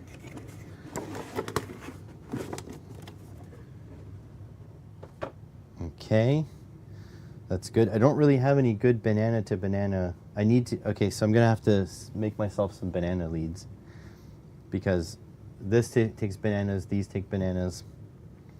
So I'm gonna have to make myself a whole bunch of banana leads, probably on the next live stream. I can make some here though, but my soldering equipment's all that way. Okay, so now we need to feed a signal from this one Go square wave. We will go 3 volts peak to peak. Amplitude 3. 0. Enter. Nope, that's 3 millivolts. Oh yeah, you can change, actually if it's a 3, you can change volts, peak to peak. There we go. All right, and that'll be channel 1. Just go get the accessories for that one. UTG 1042X. So does that mean I have another package from Unity coming to me? It must. I think that's exactly what it means. I'll reach out to my contact and see what the deal is. All right. Here we go, channel 1 to channel 2. Oh, sliding down the way. All right, so channel 2, activate, and this should go on this way. Okay, we're gonna auto set. This is 3 volts peak to peak. This is 3 volts peak to peak. There we go. So it set them all. Well, look at that. It organized them up and down like that. That's good. All right, I'll shove this underneath there. There we go. So straight too. Very nice. Okay. Now we need to send a little bit of voltage from here to here. So let's do that. I don't have bananas though. That's a shame. Although I can use the multimeter probes. Is this the multimeter? I don't know. I don't know where the boxes of which stuff went where. That's the power supply because it's freaking absolutely massive. Here's the multimeter probes.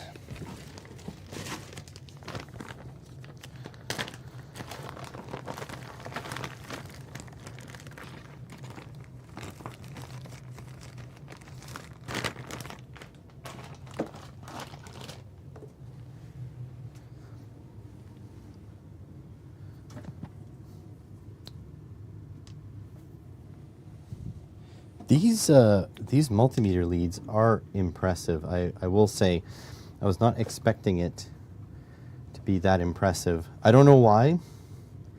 Like at this price point, it does make sense to send a good set of multimeter leads. But I was not expecting this level of niceness. Does that make sense? All right, so we open this. We should have a little spot for a wire to go in. We do. So that can go right in there, and that can go right in there. Actually, that's interesting. What kind of voltage is on these pins? 0. Okay, that's good to know. Channel 1 on. So the power supply is reporting 24.07, 24.007, and the multimeter is reporting 24.004. So I think that's within the specs because there was like the last few counts or whatever. This should be a half digit, I think. So that is crazy. Actually, I'm curious. How about AC volts? It's not loaded.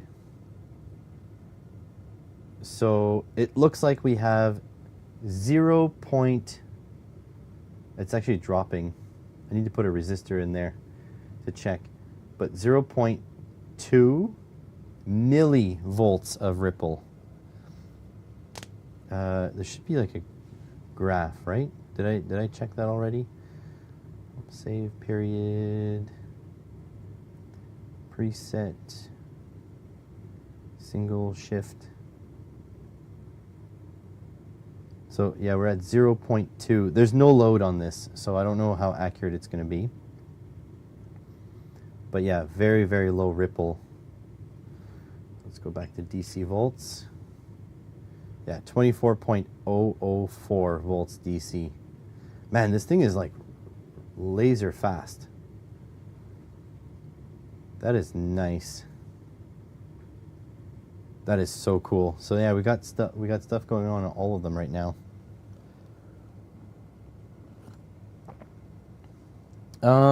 So there could be losses in the test leads. However, losses are proportional to current, and this thing must have like a 10 megohm input, like high impedance. So the current will be like nothing, essentially. Therefore, the losses should be essentially nothing. That's as far as I understand it. Now, my probing method may be a little suspect, obviously.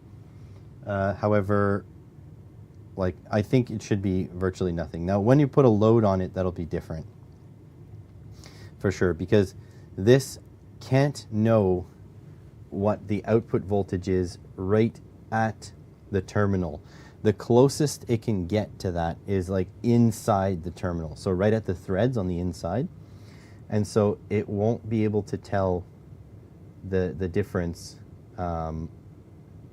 between the inside, like the actual, like physically passing through the terminal. But it'll get pretty damn close because these terminals will be like ultra low resistance. So it'll be very close. Here the oscilloscope is reporting that the frequency on both these, first of all, I have to say, the waveform is completely stable, which is nice because sometimes you get a little bit of bouncing.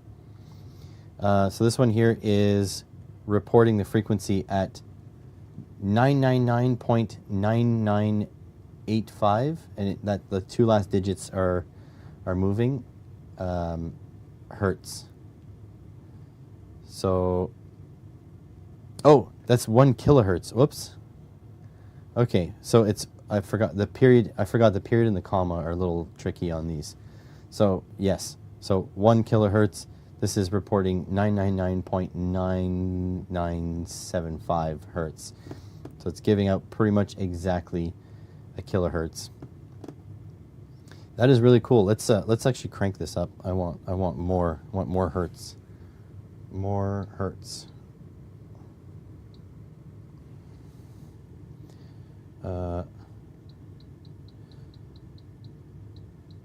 Okay. 1 megahertz there.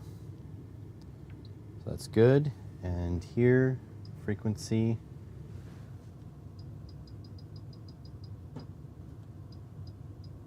One megahertz there. And we're going to auto set.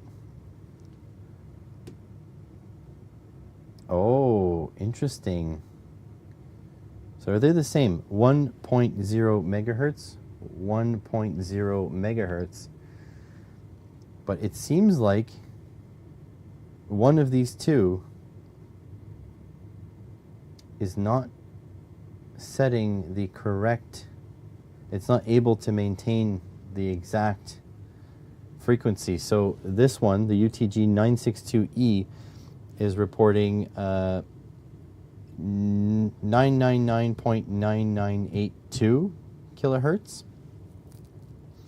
Let's check what channel 2 is reporting. Can I trigger on 2?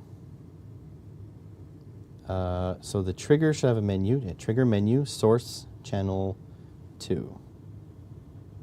There we go. Yeah. Ah. This one here is giving us 1.0000001 megahertz. So this one is giving us a more precise, it must have a tighter tolerance for frequency as opposed to this one. That is interesting. So again, there's a reason why there's a little bit of a price delta between these two. This one here might be a little bit more precise. Interesting. That's really cool. This one also has USB pass-through, so you can actually feed this one. You could power this one from this, which means that you can have 4 channels if you upgraded to this. So if you already have this, you bought this, now you can have 4 channels on the same device, or on, well, it'll be 2 devices, but pretty cool. Welcome back, JB. Oh yeah, it's well within tolerance, but I just found it interesting that at 1 kilohertz, it was identical. But now at 1 megahertz, it seems that this one is more precise than this one. It's showing us almost exactly 1 megahertz. Well, this one was also almost exactly, but a little bit low.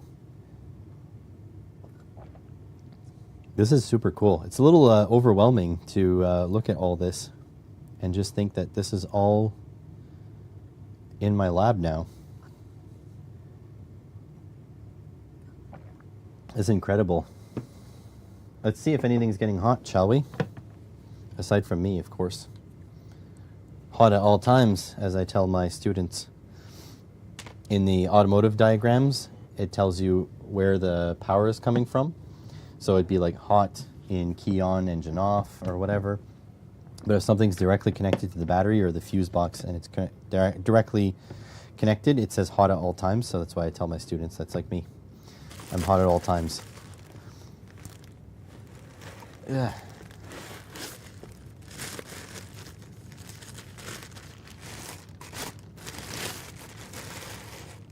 This is cool. I can't believe that they sent me one of these. I hope they won't regret it. I hope they'll keep me informed. So I usually don't like talking about what companies are planning on doing, but they did say they have new products coming, and they have me on the short list for them, which is hype. One specifically. Not sure the off-brand current clamps in the background should be seen in the video, though. Oh. Actually, I asked them about other brands, and they said they don't care. So, the thing is, I'm pretty sure they are confident in their stance. Oh, I was like, this is broken. Nope, it just has the cover. All right. Oh, I think you could see me. No, you see you see the thermal camera. All right, so hot spot at 28 degrees Celsius. This one here. Something's at 32. Oh, that's my fuse box at the back. Oh, you can't see. So this guy's at a comfortable 26. Power supply is at 27. That's pretty cool. Hey, look, you can see my hand, the reflection. Hello, that's me.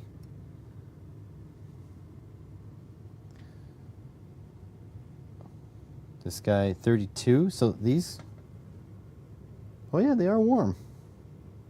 Huh. Interesting.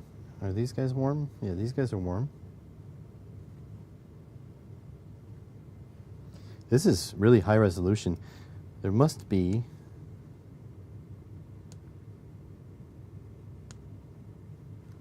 What is this? Oh, that's the LEDs in the front. Okay, interesting. There must be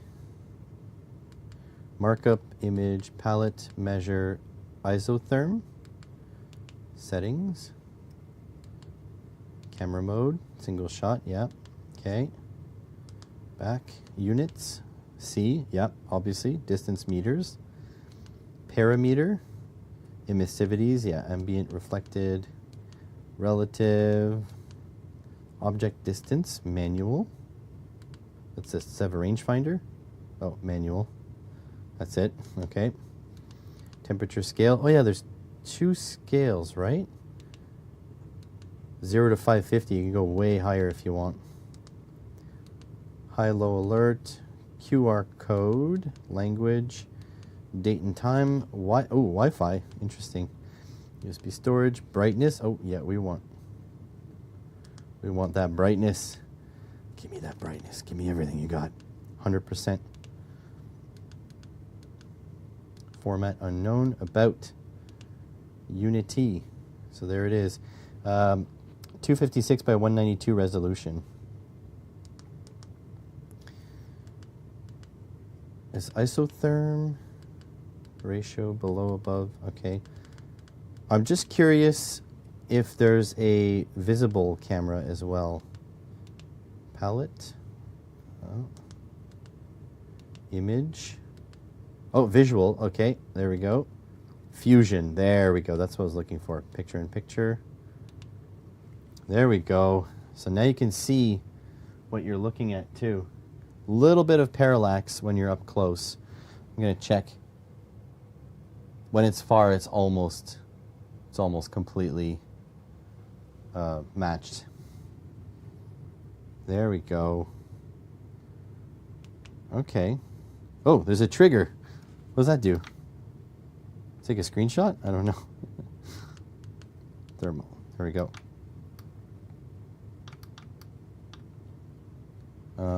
Is there a laser? I don't know what it's doing. Taking photos? No SD. Where do you put... Oh! Hello. There's a plug up here. So SD card and USB-C up there. That is so cool. You can bash someone with that. Really cool. Should be able to merge two images. I did. Perfect.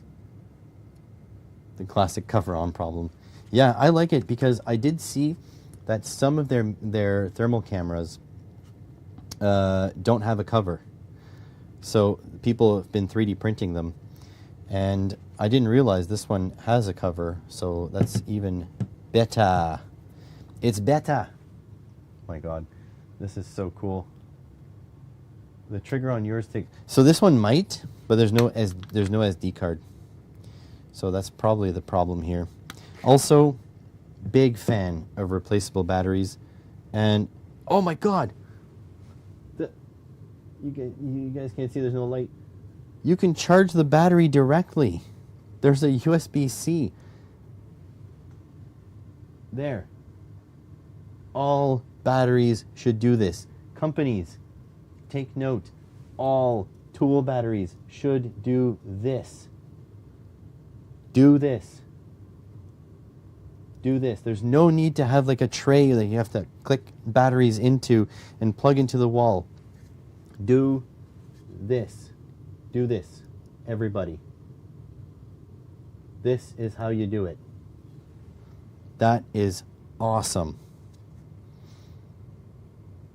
So 3.7 volts, 5,200 milliamp hours. Power in and out? No, probably just power in.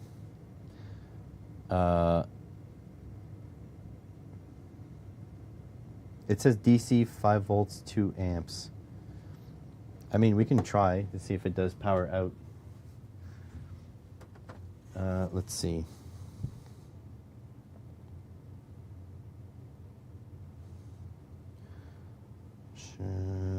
You...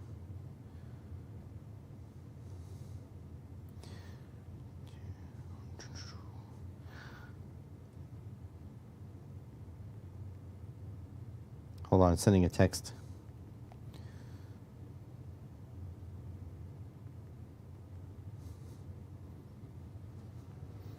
All right, so my phone, 4 AA batteries, but they last about 6 months. I'm out on AA's. I want rechargeable, replaceable lithium batteries. That's what I want. Okay, plugging my phone in here.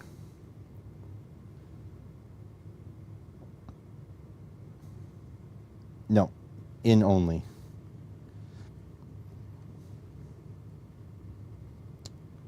But what's nice is you can power share with your phone, and you can charge this with your phone in the field. which is awesome. Ugh. God, this is such a good... Why doesn't anybody do this? Unity, I love you. For as much as I could love a tool company. You know what I mean?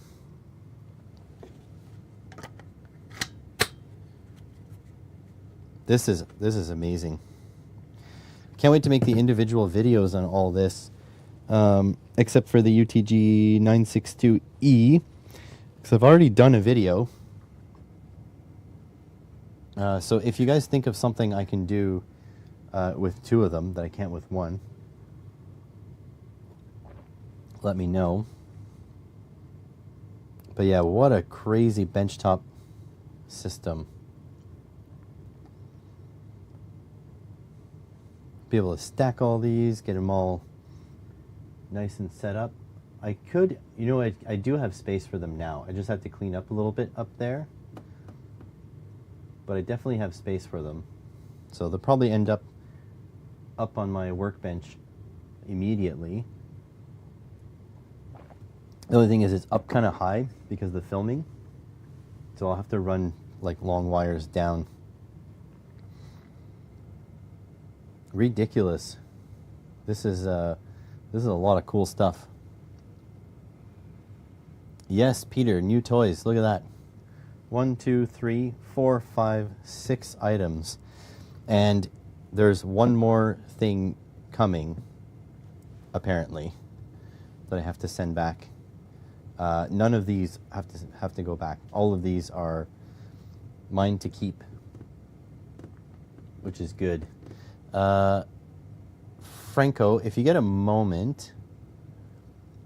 Oh, no, they're identical, Franco.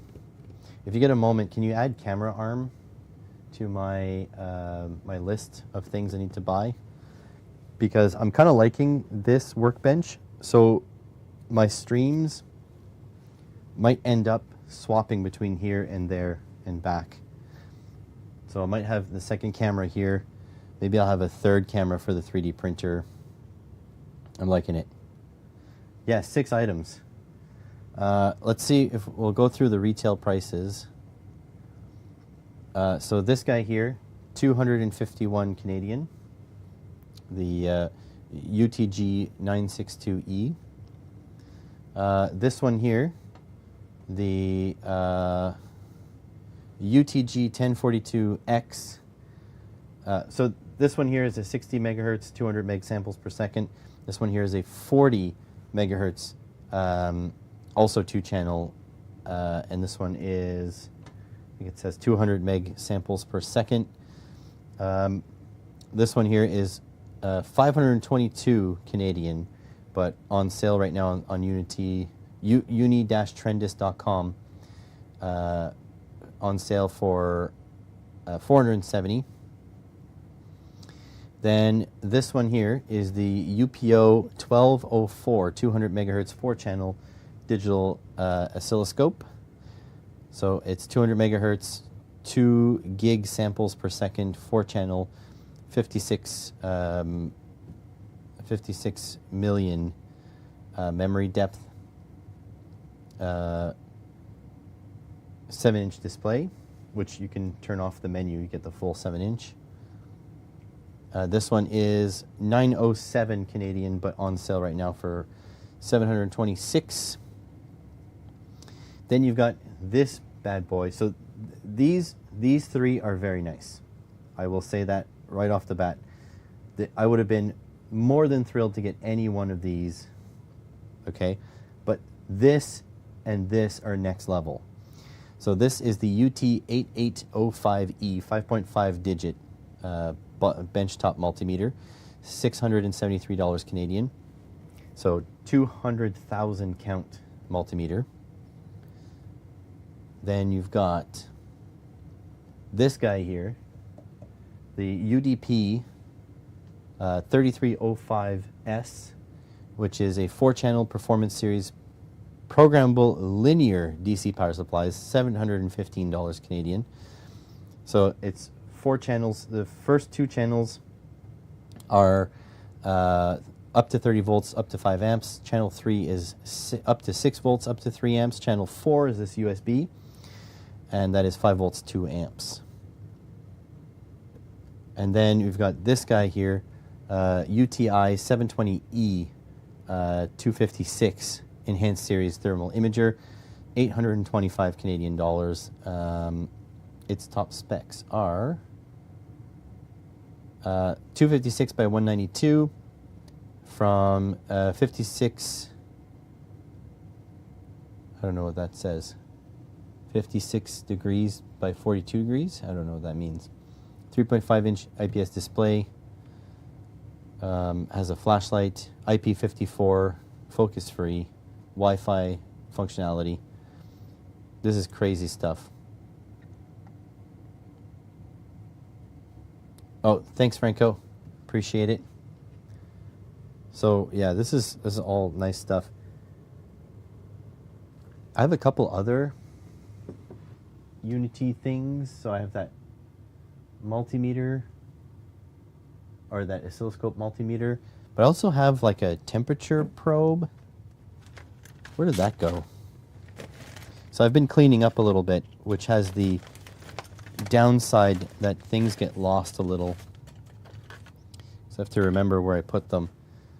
So yeah, I've been buying Unity personally for a long time ago, for a long time now. When I need to buy something that I want, oh, here, it's over here. I think I put it over here. Yeah, see? So I was like, oh, I want a 2-channel thermal probe. What did I buy? Unity. I took the batteries out because I don't want them to leak inside. But this I bought with my own money. The 210E that I brought down earlier, I bought with my own money. I just have trust for Unity devices that I don't have for, you know, a lot of other generic companies, because Unity stuff is actually really good. If you see the Unity brand on it, it's very likely going to work the way you want it to.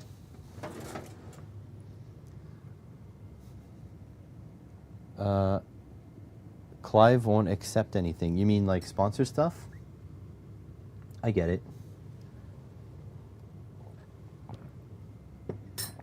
I understand. The truth is, I would love to be completely funded, I guess, by my viewers. Not directly by like them watching ads, but it's just not a thing for me.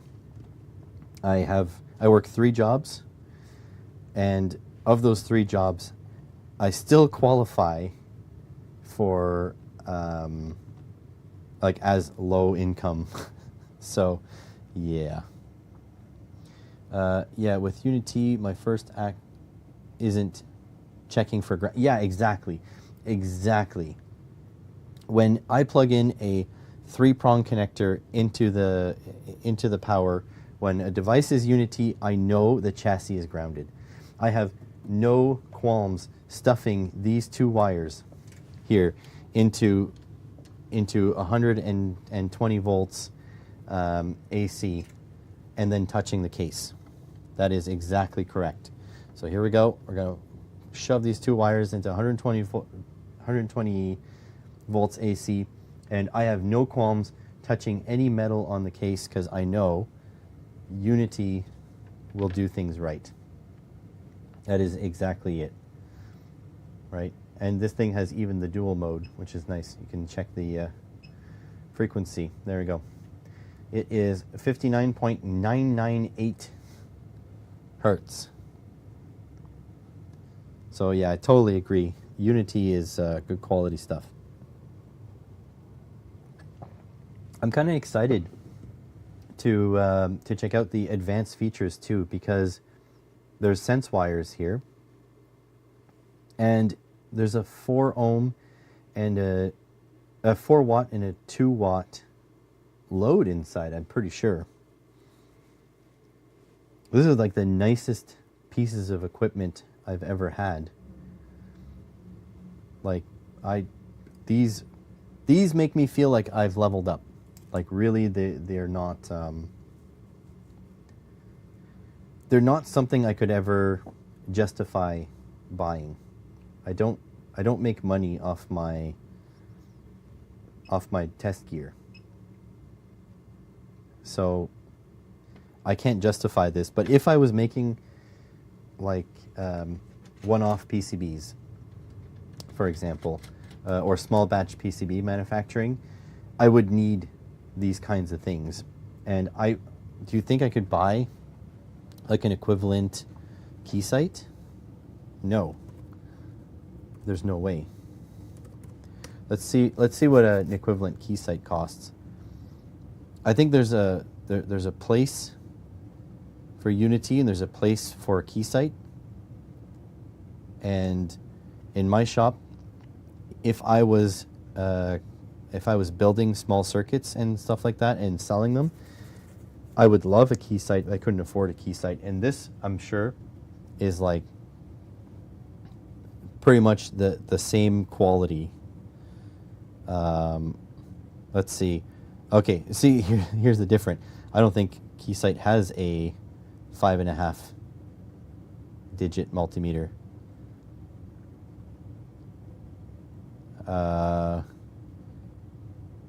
Bench, True Volt. Nope.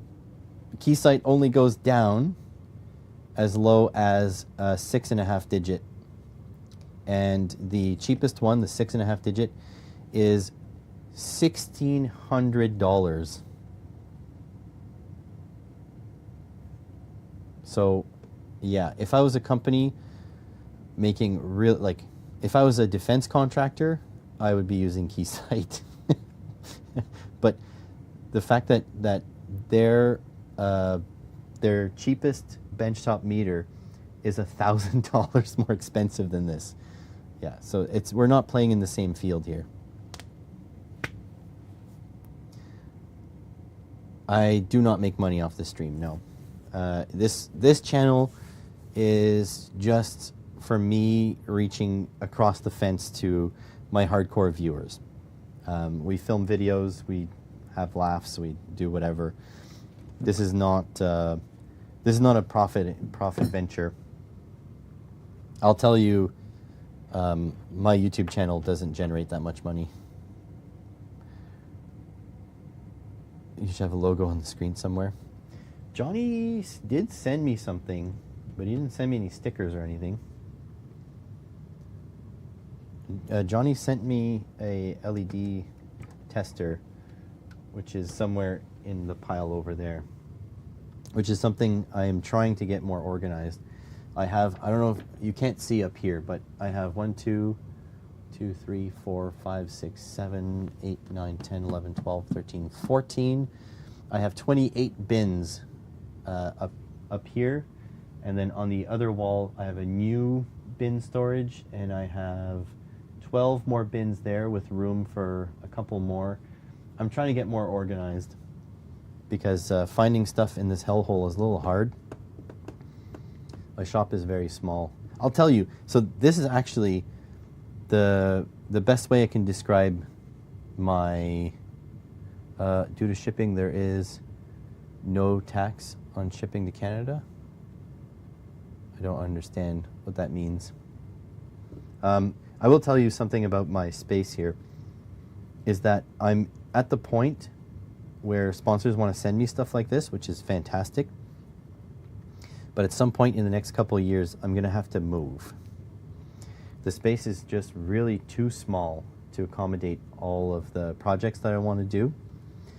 And that move is financially impossible. And I'm not telling you this so you go and spend money on my Patreon. No, it's the amount of money that I would need in order to move is 2 orders of magnitude higher than what Patreon even could bring in. So don't worry about that.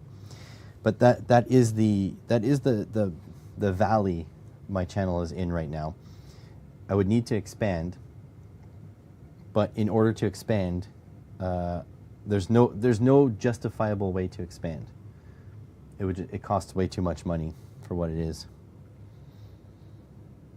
The Mississauga dropship warehouse magically skips tax collection. No, Peter, there is the reason we pay, as far as I understand it, the reason we pay duty on things coming in from the States is because of the NAFTA, the North America Fair Trade Agreement, whatever.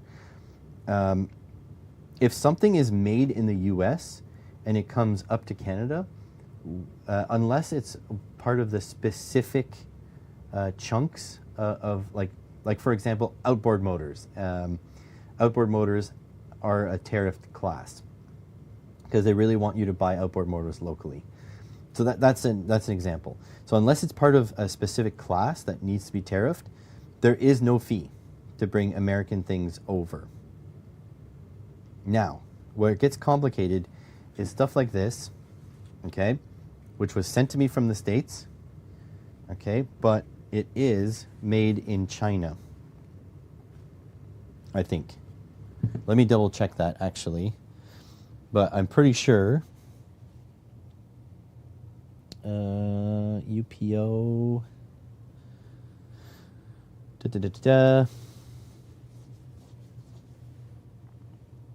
I think so. Anyways, if it's made in China, it lands in the US and then comes up to Canada, there's a tax on it. There's a tariff on it. So that is bad. Yeah, China shipping only. So there's no tariff on Chinese items coming into Canada for personal things. If you're bringing in a, well, no, not even, no. So yeah, there's no tariffs there. There's only tariffs with the States and Canada and Mexico because all three countries, Canada, Mexico, and the States, want their citizens to buy local. Right? They don't want you to go down to the States, buy a car, and drive it up here. If you do that, there's a tariff to pay. So that's why it's expensive. Now, the other thing that makes it expensive is that, here, I'll give you a good example. So this, for example, these are test leads made in America. ProbeMaster test leads. I bought these specifically for a video that's upcoming. Actually, we're all family here, so I can tell you this. It's the Fluke multimeter shootout, which is coming very shortly. I bought these from the States. What makes it expensive is that if they ship it by courier, that courier is going to charge you 30 to 40 Canadian dollars to make sure this is not a tariffed item. So when you're paying those border fees, you're actually paying a private company, so UPS, FedEx, whatever, you're paying their fee to check to make sure this is not a tariffed item. Then if it's a tariffed item, you're paying tariff on top of that. So this costs, I think it's $20 US. So in principle, the maximum you should be paying for a tariff, because it's not a special item, would be the 13% HST here in Ontario. But the 13% is on top of the $40 fee it costs to check to make sure this is not a tariff thing, or it is or not. Yeah, tax plus FedEx. Yeah, exactly, you're getting it. So I asked them to send me this US Postal Service. They said they don't want to. I said, please, I don't care if it gets lost, I'll take the hit. And they said, we'll get you a price. They got me a price, they sent this to me, it got to my door, no tariffs, because I knew it's a made in America product, there should be no tariffs. And then there was no fees. There was no nothing, because it's US Postal. Canada Post, they have a lookup chart or whatever. They don't need a tariff, right? You would only pay the straight tax on it.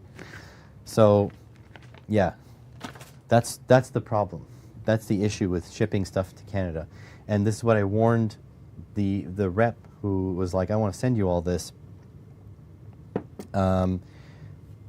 I think, so I did not pay any tariffs on any of this. The tariff bill, I was expecting about $750 because of what it costs. They must have prepaid it to the courier. So that's pretty crazy. AliExpress standard shipping, yeah, for sure. 100%. So yeah, so that's the, oh, the screen turned off. There we go. It's trying to save battery because it's USB powered, but it's powered by the power supply, so we're good. Are these exhausts getting hot? Or is the exhaust through the back? Or what am I doing? Why am I using my hand like a pleb? Did I get a macro lens? No. No, but I did get this like rugged case. There was no macro lens in the case here. I was wondering how can a thermal camera use such a big box, but it's because it comes with this freaking awesome Rode case. Nothing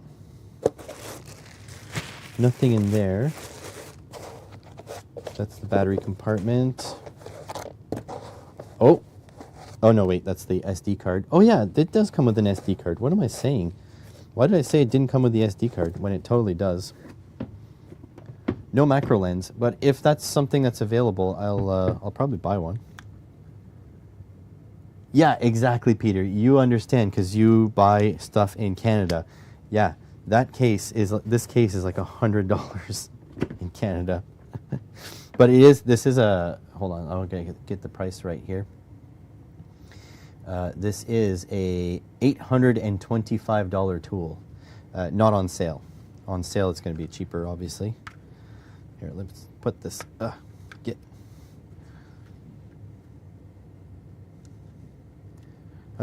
you know what my problem with these micro SD cards are? I never know which direction to put them in.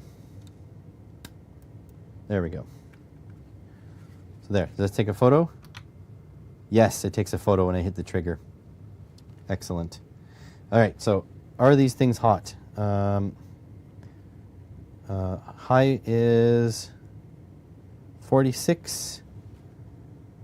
Back here, oh, my outlets are 30. That's hot. Back here, well, the hot thing is my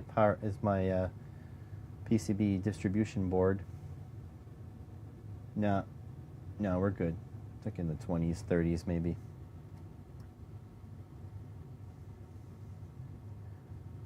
This thing is the hottest, like 42. This thing, yeah, the middle of these B and C's is like 40 degrees.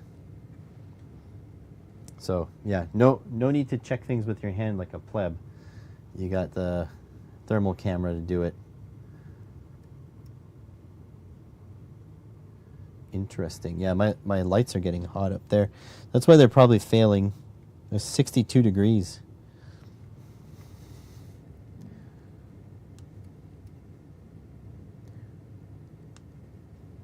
Even Princess Auto on sale? No, the ones at Princess Auto would be more expensive because they're not this big. If you have a 3D printer, there are designs for macro lens for free. Oh, I do. I have multiple 3D printers. So that's good. Man, so hype. Yeah, I'm happy I'm happy they prepaid the customs fees because that would have cost a fortune. I was expecting, I knew they were going to come, most of them, while I was at work. So I told my wife, like, yeah, if you have your credit card ready for when they deliver, because they right at the door, they have the debit machine or whatever. So I was like, oh God, be ready. And then my wife's like, my limit's only, this amount on my credit card. I'm like, I mean, should be okay. If not, well then, whatever. Just promise our firstborn, since we're not having kids anyway. It's like a free thing you can do once. No, I won't do that. Cats look cool through a thermal cam. I don't like cats. Google says you can sell your channel for like $1,000. What's where do you sell? Who would you sell it to?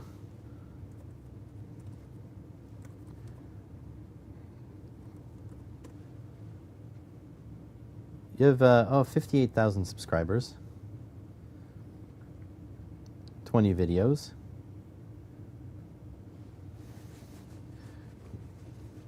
Maxed out your credit card last month. Could have maybe paid customs fees for the camera alone. Yeah, so figure, well, here, I'll tell you how I figure out the customs fees. So this is 825 Canadian. So 13% of that plus whatever, $45 in their agent fee. So let's say 825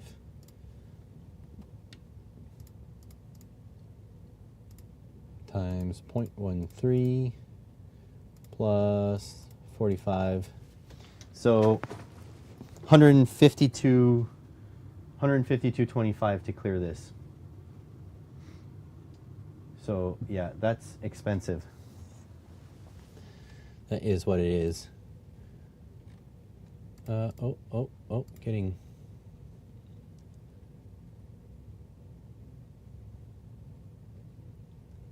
All right, someone is adding me. Atting, not adding. Let's go back to here. Yeah, I mean, hate to say this, but Canadians get ripped off the most. We are getting ripped off left, right, and center. We have an oligopoly for our telcos, 2 major telecoms, and that's it, kinda. You can, the Canadian taxpayer had paid to put all the telecom lines in.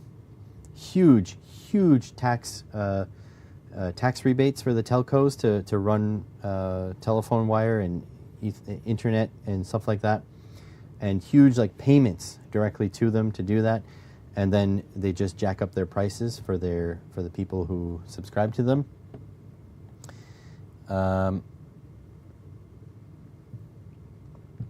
Yeah, Peter, you're right. Hobby electronics is not possible without China, and in fact, startups wouldn't be possible without this kind of stuff, because, like, again, I love Keysight. I'm not saying this is Keysight are the same, but if I needed a multimeter from Keysight to do like a startup, small batch PCBs, I'd be paying $1,000 more for this guy. Let's check what else. Products. Let's check for a power supply. Power supplies, waveform, pulse, DC power supplies. So this is a linear supply, don't forget. Let's see. What's the total wattage of this again? It's like 300 watts, right?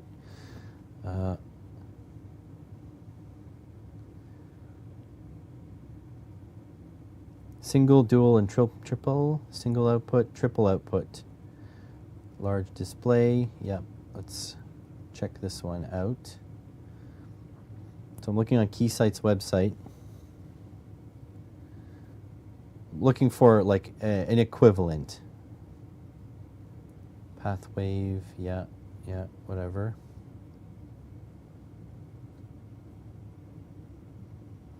Okay, so the base model,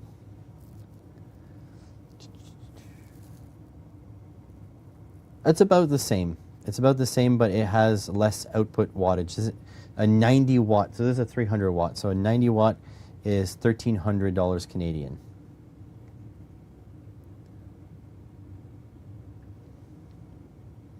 So let's check for, like, if we get a 300 watt. They don't make a 300 watt, it seems. They make a 200 watt. So starting price is $2,500 for a 2-channel. This is a 3-channel. So, yeah, you would never be able to, you know, let's get the smaller Unity function in. This one here, the UTG 962E. This is the one I've been using, actually. I really like this thing. It's really great for a standalone unit. I love that it's powered by USB.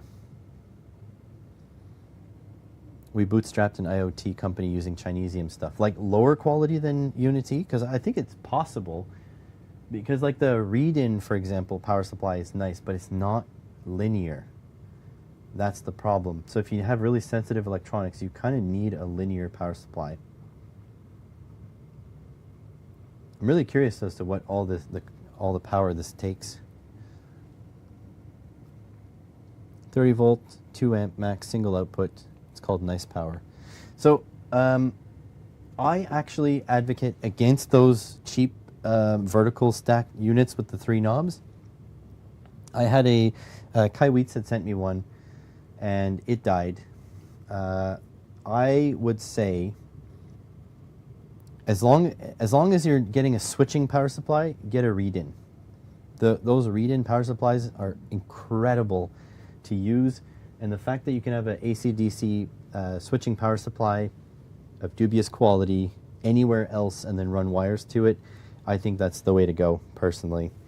But if you need linear, you need linear. What can I say? Like, this thing is incredible. It'll be really nice to power. Oh, this thing. There we go. The screen shut down on that. It'll be really nice to power like the op-amp boards with this guy here, linear power supply.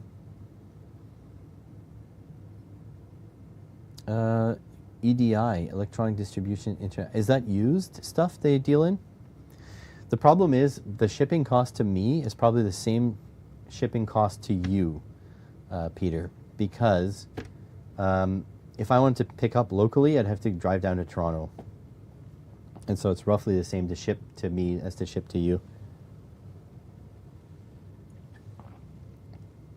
It was all digital. Also, cheap proto boards off from China. Yeah, proto boards are crazy. Yeah, I get you, Franco. Completely understand you. But like I would go for even cheaper unit until you can afford to read in. These days, if today you're setting up a home lab, I would say get a read-in. If you're doing a PCB manufacturer to sell, you need a little bit higher quality stuff, so that's why you go for the Unity. If you're a defense contractor, probably go for Keysight. I don't know if like you can use Chinese manufactured stuff in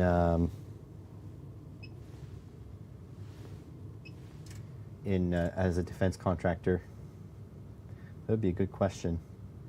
Yes, this has been on for a while. It's still 24.004 volts. Actually, I'm getting impatient. Let me power up the Kai Wheats meter gauntlet. You guys will get a little bit of a preview. I want to see how precise this thing is. Okay, so I need to power this.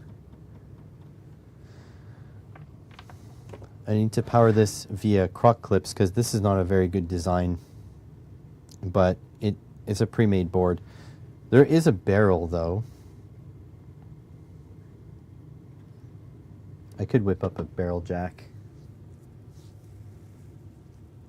Wish I had a banana to barrel.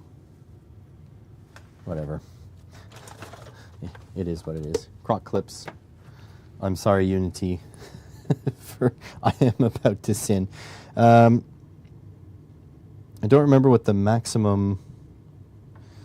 Here, let me check on AliExpress what the maximum AliExpress maximum voltage is for this. I don't want to burn it.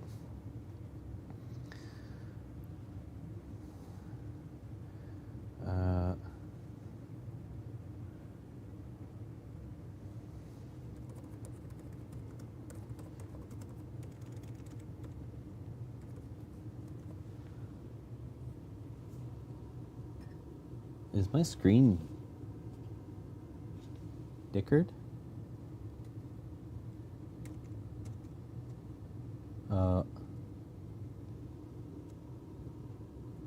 Huh. Hold on. No.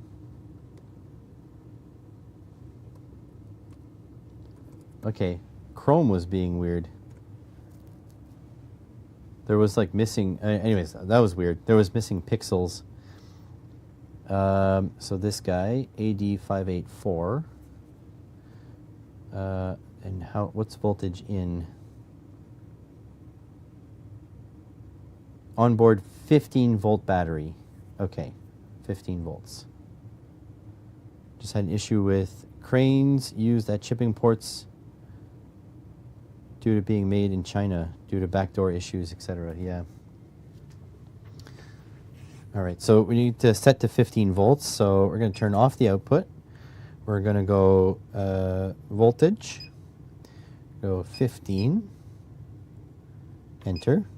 This is so simple to use. Current limit doesn't really matter. I'm going to put a 1 amp, maybe a half amp current limit. So current 0.5, enter. Okay, and I'm going to plug this in. Ooh, those bananas feel good. It's nice that I push these in and it doesn't push the device backwards because the device is such a chonk. Okay, so positive is over there.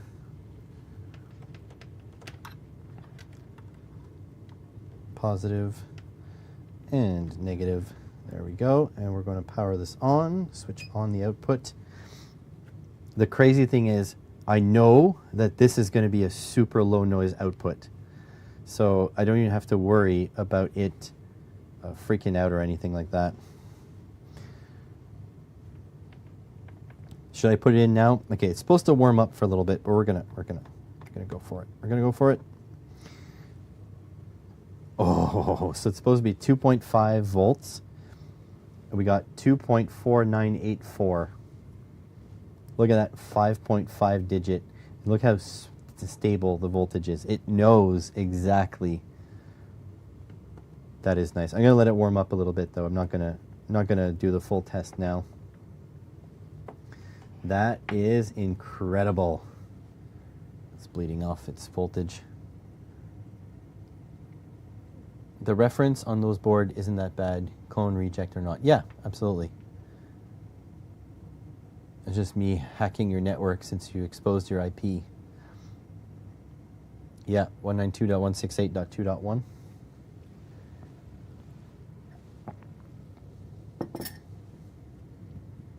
Okay. Here's a question that only chat can answer. Wait, I'm signed in here. Should be able to start a poll.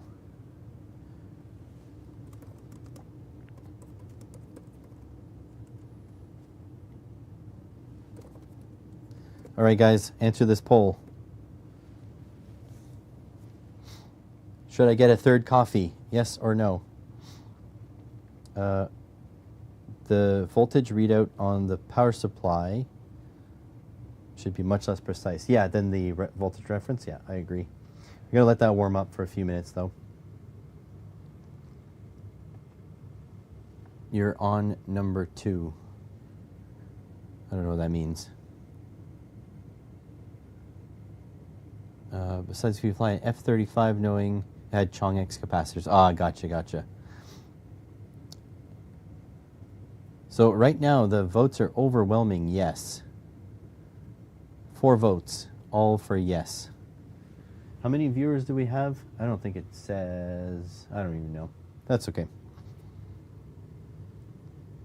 So here goes. Voltage reference, 2.5 volts. Exactly the same. 2.4984. I'm going to leave this here while I get coffee. 8 viewers. Okay, I think it's pretty set. We're getting coffee.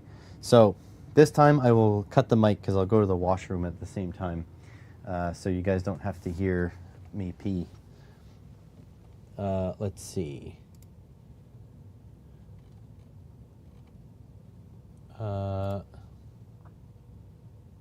10 coffees in a day, get the shivers after 4. You're just a lightweight. What can I say? Let me see if I can get some nice waiting room music.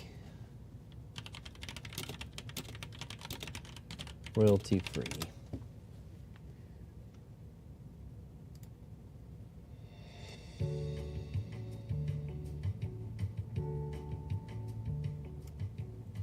All right, I'll be right back.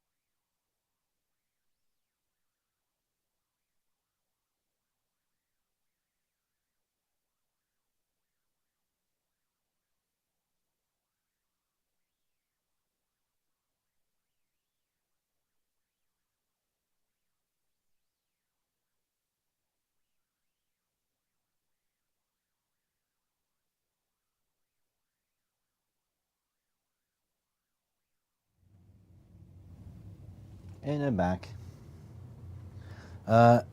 So interesting. Did we just debunk?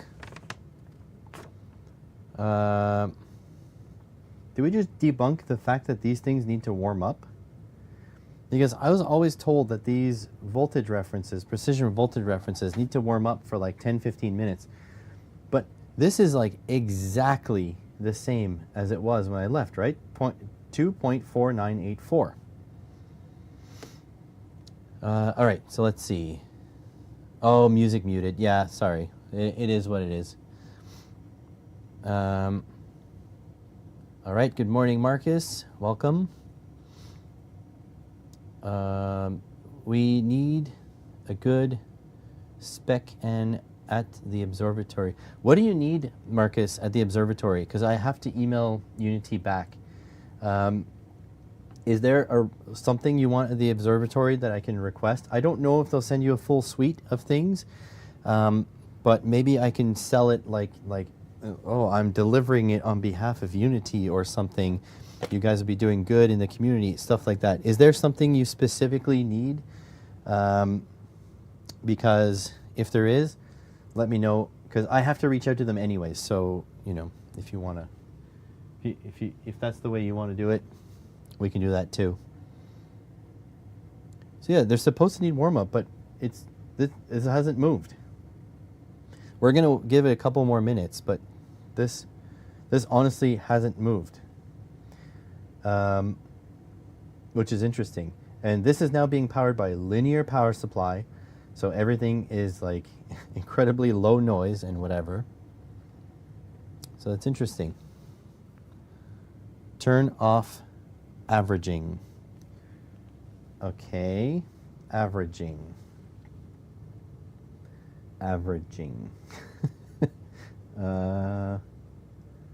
Dual. Off. No. Shift. System time upgrade default setting. What's upgrade? Okay, no, back, home, I'm panicking. Bring me back home. Return. System. Oh, beeper, I can turn it off. Oh, thank God. Light 100%, format none, about done. Okay.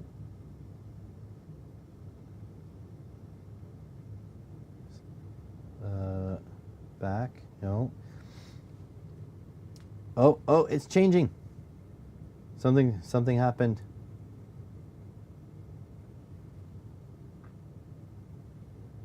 The last digit is changing. Range, auto, speed, fast. Okay, fast, medium, slow. Fast. Okay, input Z. 10 meg auto. Relativity off. Range is auto. Any way to do it?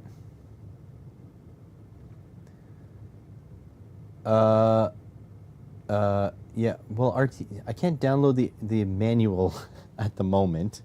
I'm kind of busy entertaining. Okay, let me write that down. 9 kilohertz to 3.2 gigahertz spectrum analyzer would be awesome. Okay, here's a question for you, Marcus.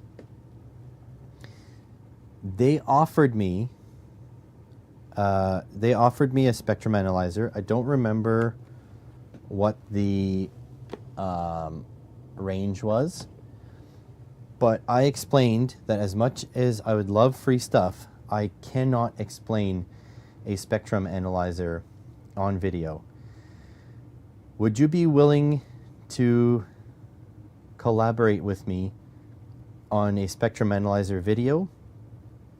If so, that might be a thing that can happen.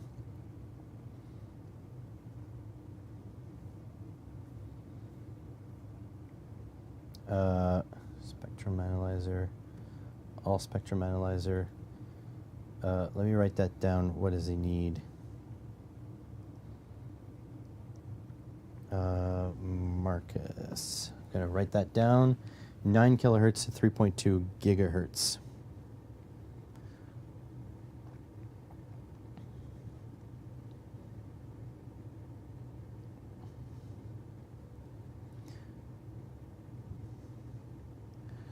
Nine KHZ to 3.2 GHZ.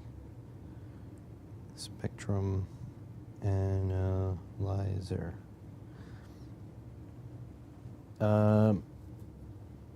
If I knew what they did, I might get one. Yeah, exactly. I was really upfront with them. I said I would love a spectrum analyzer, but the thing is I'd have to do research on how it works. Oh, crap. How high do you need? 3.2 gigahertz. Okay, 3.6 gigahertz. $3,700. Okay, up to 3.2 is $3,300. That is expensive. So I'm gonna on their spec N. Totally. Okay. Here's another question for you, Marcus.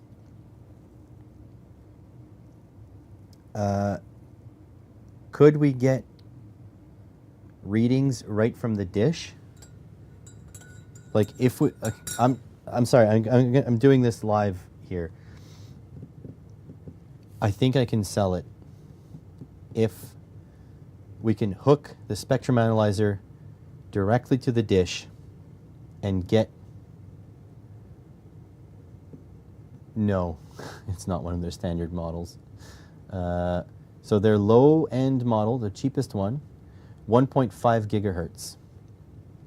You have to go up, that's $1,400. You have to go up to a $3,300 one to get to 3.2 gigahertz. UTS 1032B. But I think if we can go in there, hook up the spectrum analyzer, I might be able to sell it as a video idea.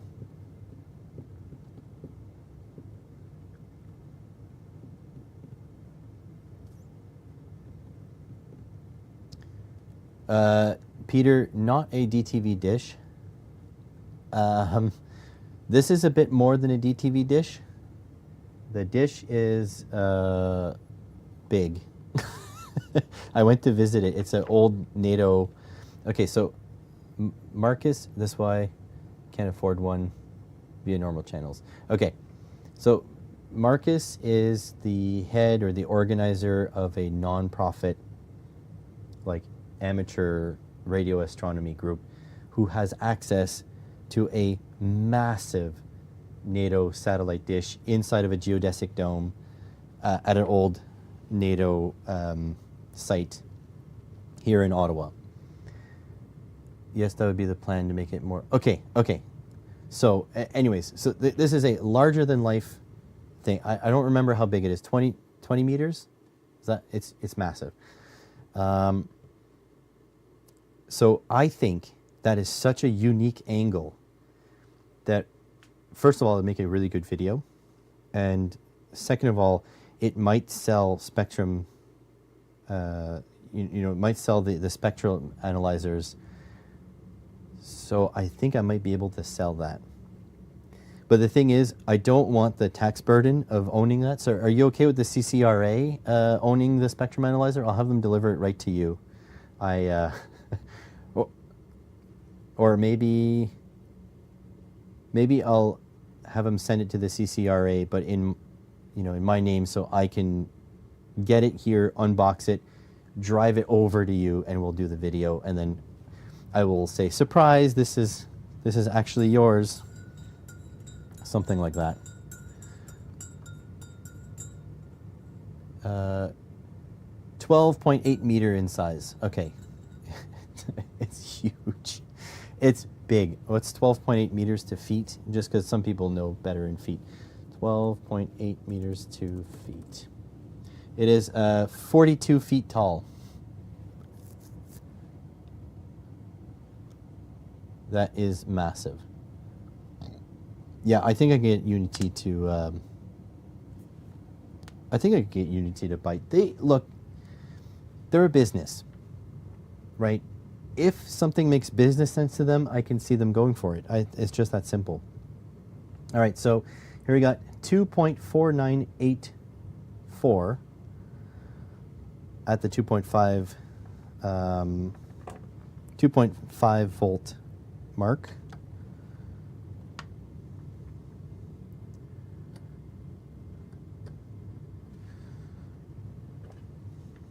Let's try in the 5 volt here. Oh, look at that. Do you guys see that? 5.0003. It's going between 2, 3, and 4. That is, look at them zeros. That is crazy. All right, all right. Let's go 7.5 volts. This is more like, to be honest, I'm more checking my voltage reference than that. Oh boy. Okay, 7.5 volts. We've got 7.498, 7 and 6, going between 7 and 6. That is crazy.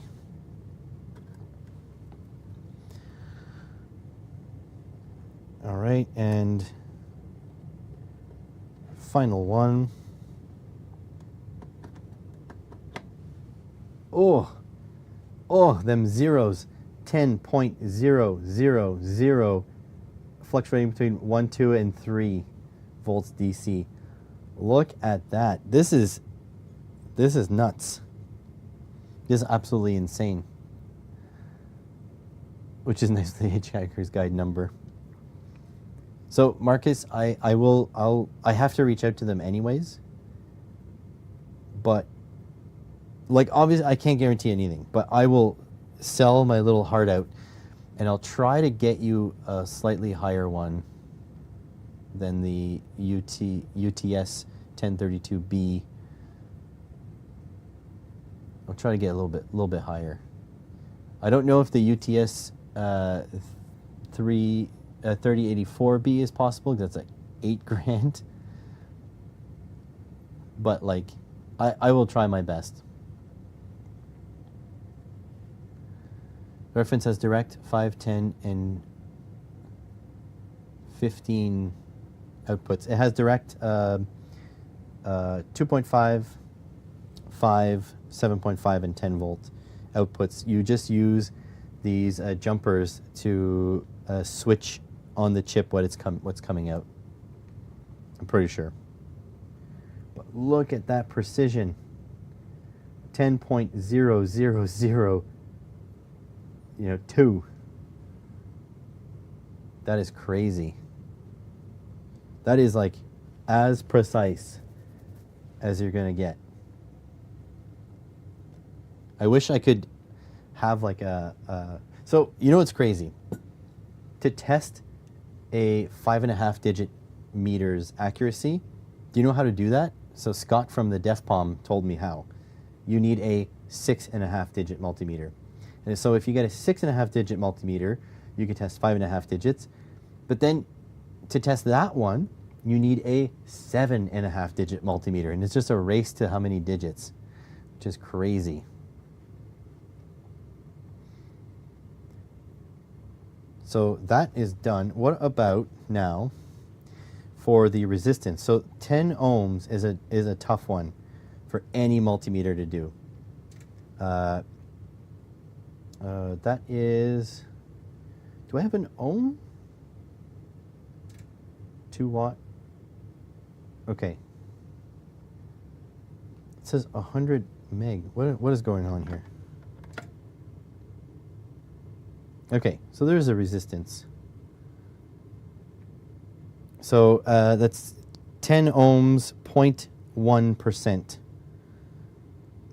And that's pretty much what we're getting here. It's 10.11, 10 point.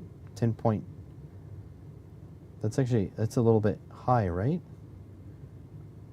Am I in the right? What if I do that? I don't know if I'm in the right setting here. That is not enough precision. This is 10.0204. So this is the resistance, but it says 2 watts. Why does it say 2 watts on it? That's interesting.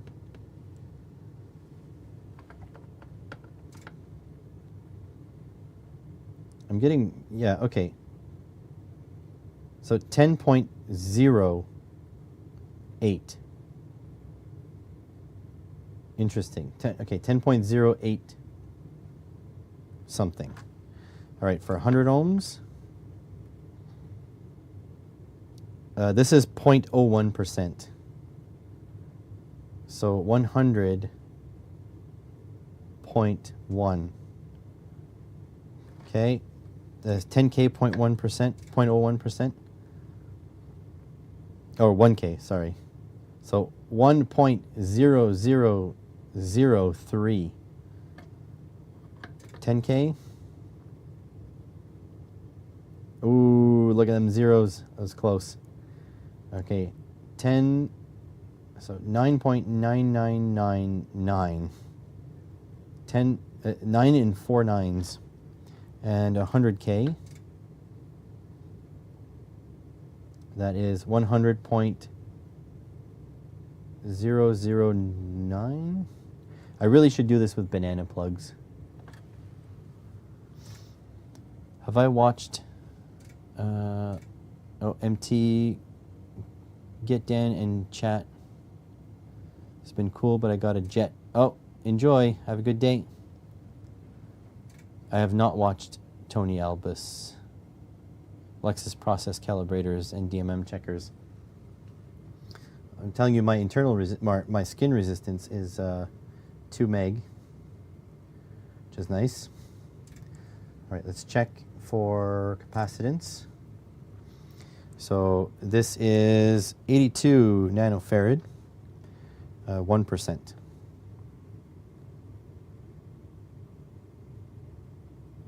$81.6. This is 100 nanofarad, 1%.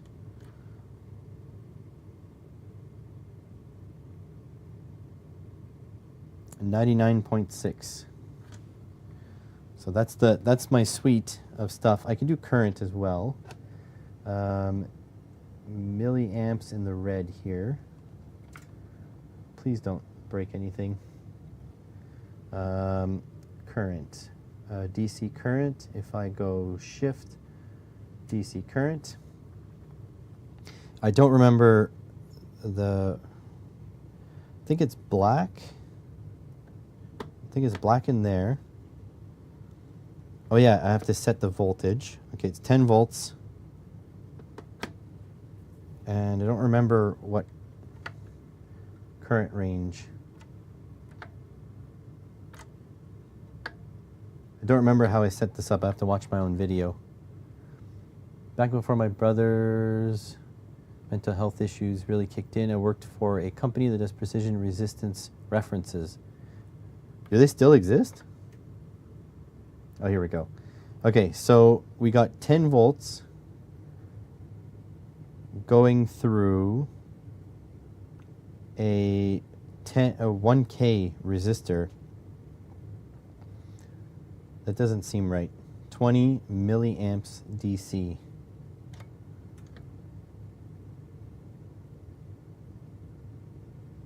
And we've got 10 volts going through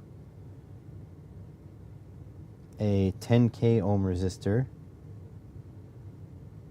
Something is wrong here. Because 10 volts by 10 should never be 20 of anything. Right?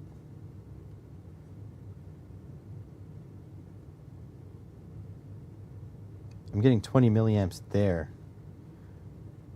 Am I shorting the output?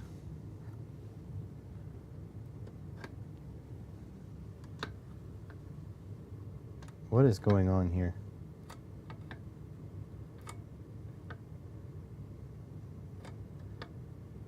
I don't remember how I made this box. Because the positive is going into here. I think I'm shorting the output. I'm an idiot. I'm an idiot. There we go. It's down here for current. So it's 9.9638 milliamps DC. Hopefully I didn't screw up my voltage reference. We're going to check it again. Yes, you can load it a little bit. That's why I only have 1K, 10K, and 100K. Okay, now on this one,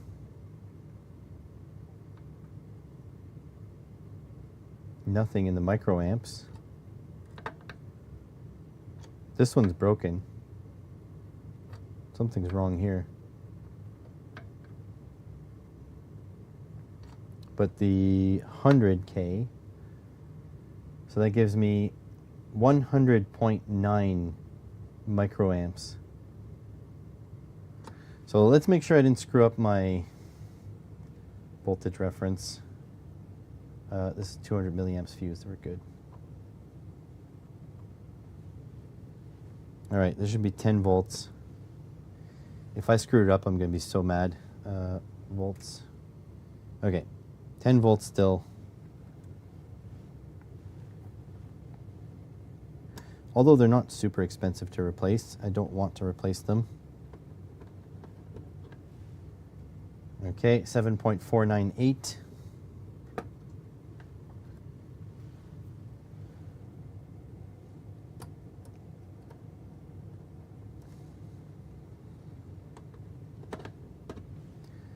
.003. That's so crazy. So precise.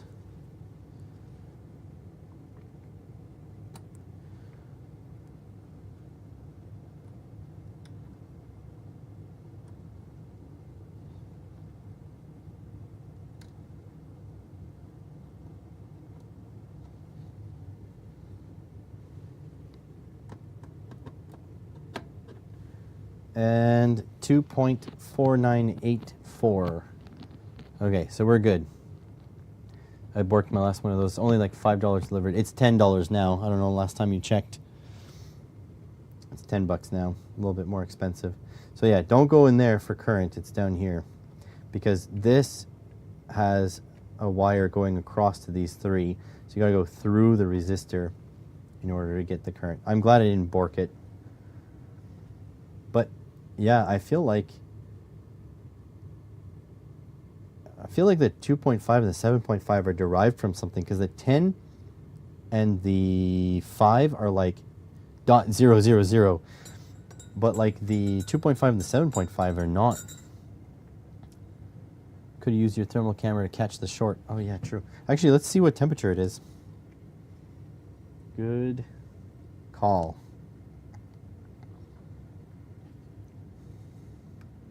I should probably go soon, because my wife's going to want to eat soon.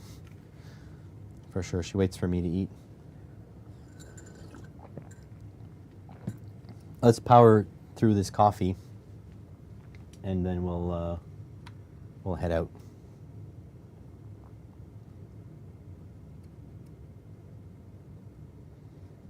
Okay, so it's ice cold. It's 23, the reference itself. For some reason, this screw is showing hotter. But yeah, it's ice cold. Okay, we're good. Nothing there is really doing any work, so it's not really warm.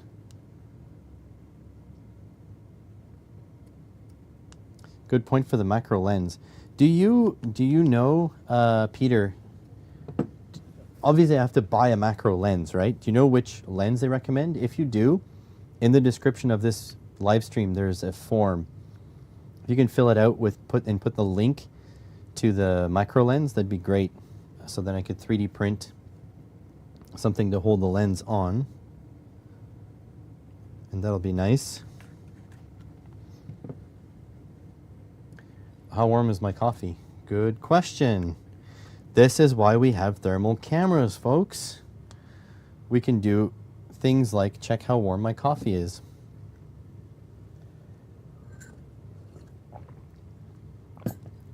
I would say my coffee at the moment is a little bit colder than I like it, so we'll see what that equals to.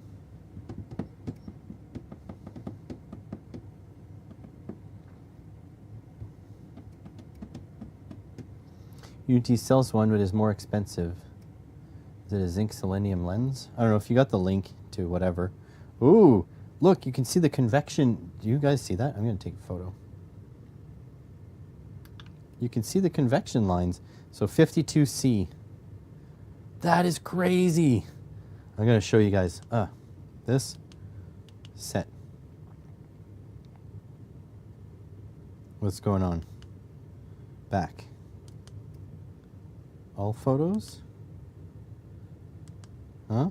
All photos? Oh, there we go. Look at the freaking convection lines. Can you guys see that? That is crazy. I love it. Let's see if I stir it now.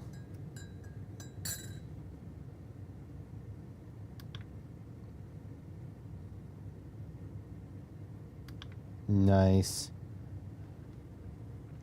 It won't take video, I don't think, no. All photos.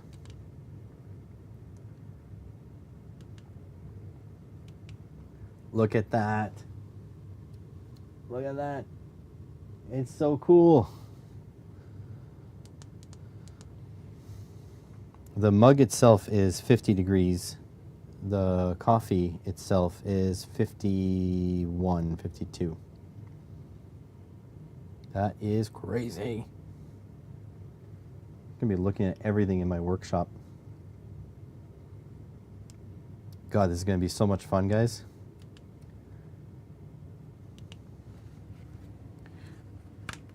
All right, let's power through the coffee. I still can't believe this voltage reference doesn't need to be heated up. I've been lied to by big voltage reference. I think I'm going to make brackets to hold these up a little bit, but yeah, I think it'll all fit on top of my shelf there, which will be pretty nice. Nice integration. I got to do the videos, the individual videos on them first, but beautiful.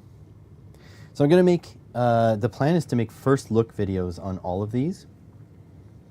I don't think it's correct to review something when you just got it. I really think you should do a first look, use it for a bit, and then do the full video review. Now, the issue with reviews, my reviews specifically, is I'm not Dave Jones. I don't have a whole bunch of DC power supplies, a whole bunch of 5.5 digit meters. So I don't have any comparisons. So I tend to look at things quite favorably because it's awesome. It is awesome, objectively. However, you kind of need to compare with like for like, but I don't have like for like.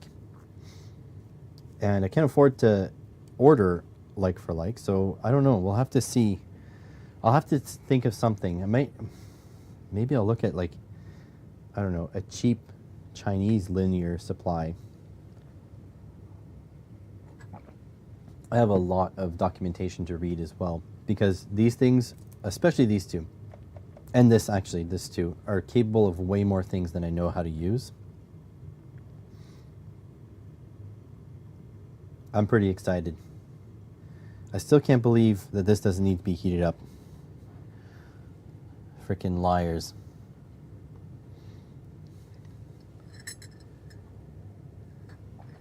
I want to take a video.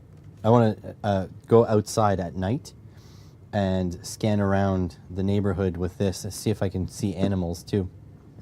That's going to be crazy. I don't know what the range is. Man, this is incredible. Off. No more power for you. On. Power for you. Look at that immediately. Bang. It's going to be nice. We're going to capture the overshoot too. Like maybe there's like no overshoot. Wouldn't that be crazy if this power supply turns on and there's no overshoot or not much overshoot?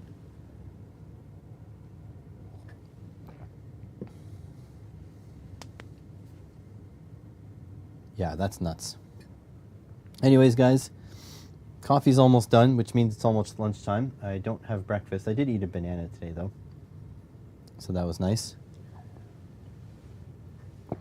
It means it's time for me to go.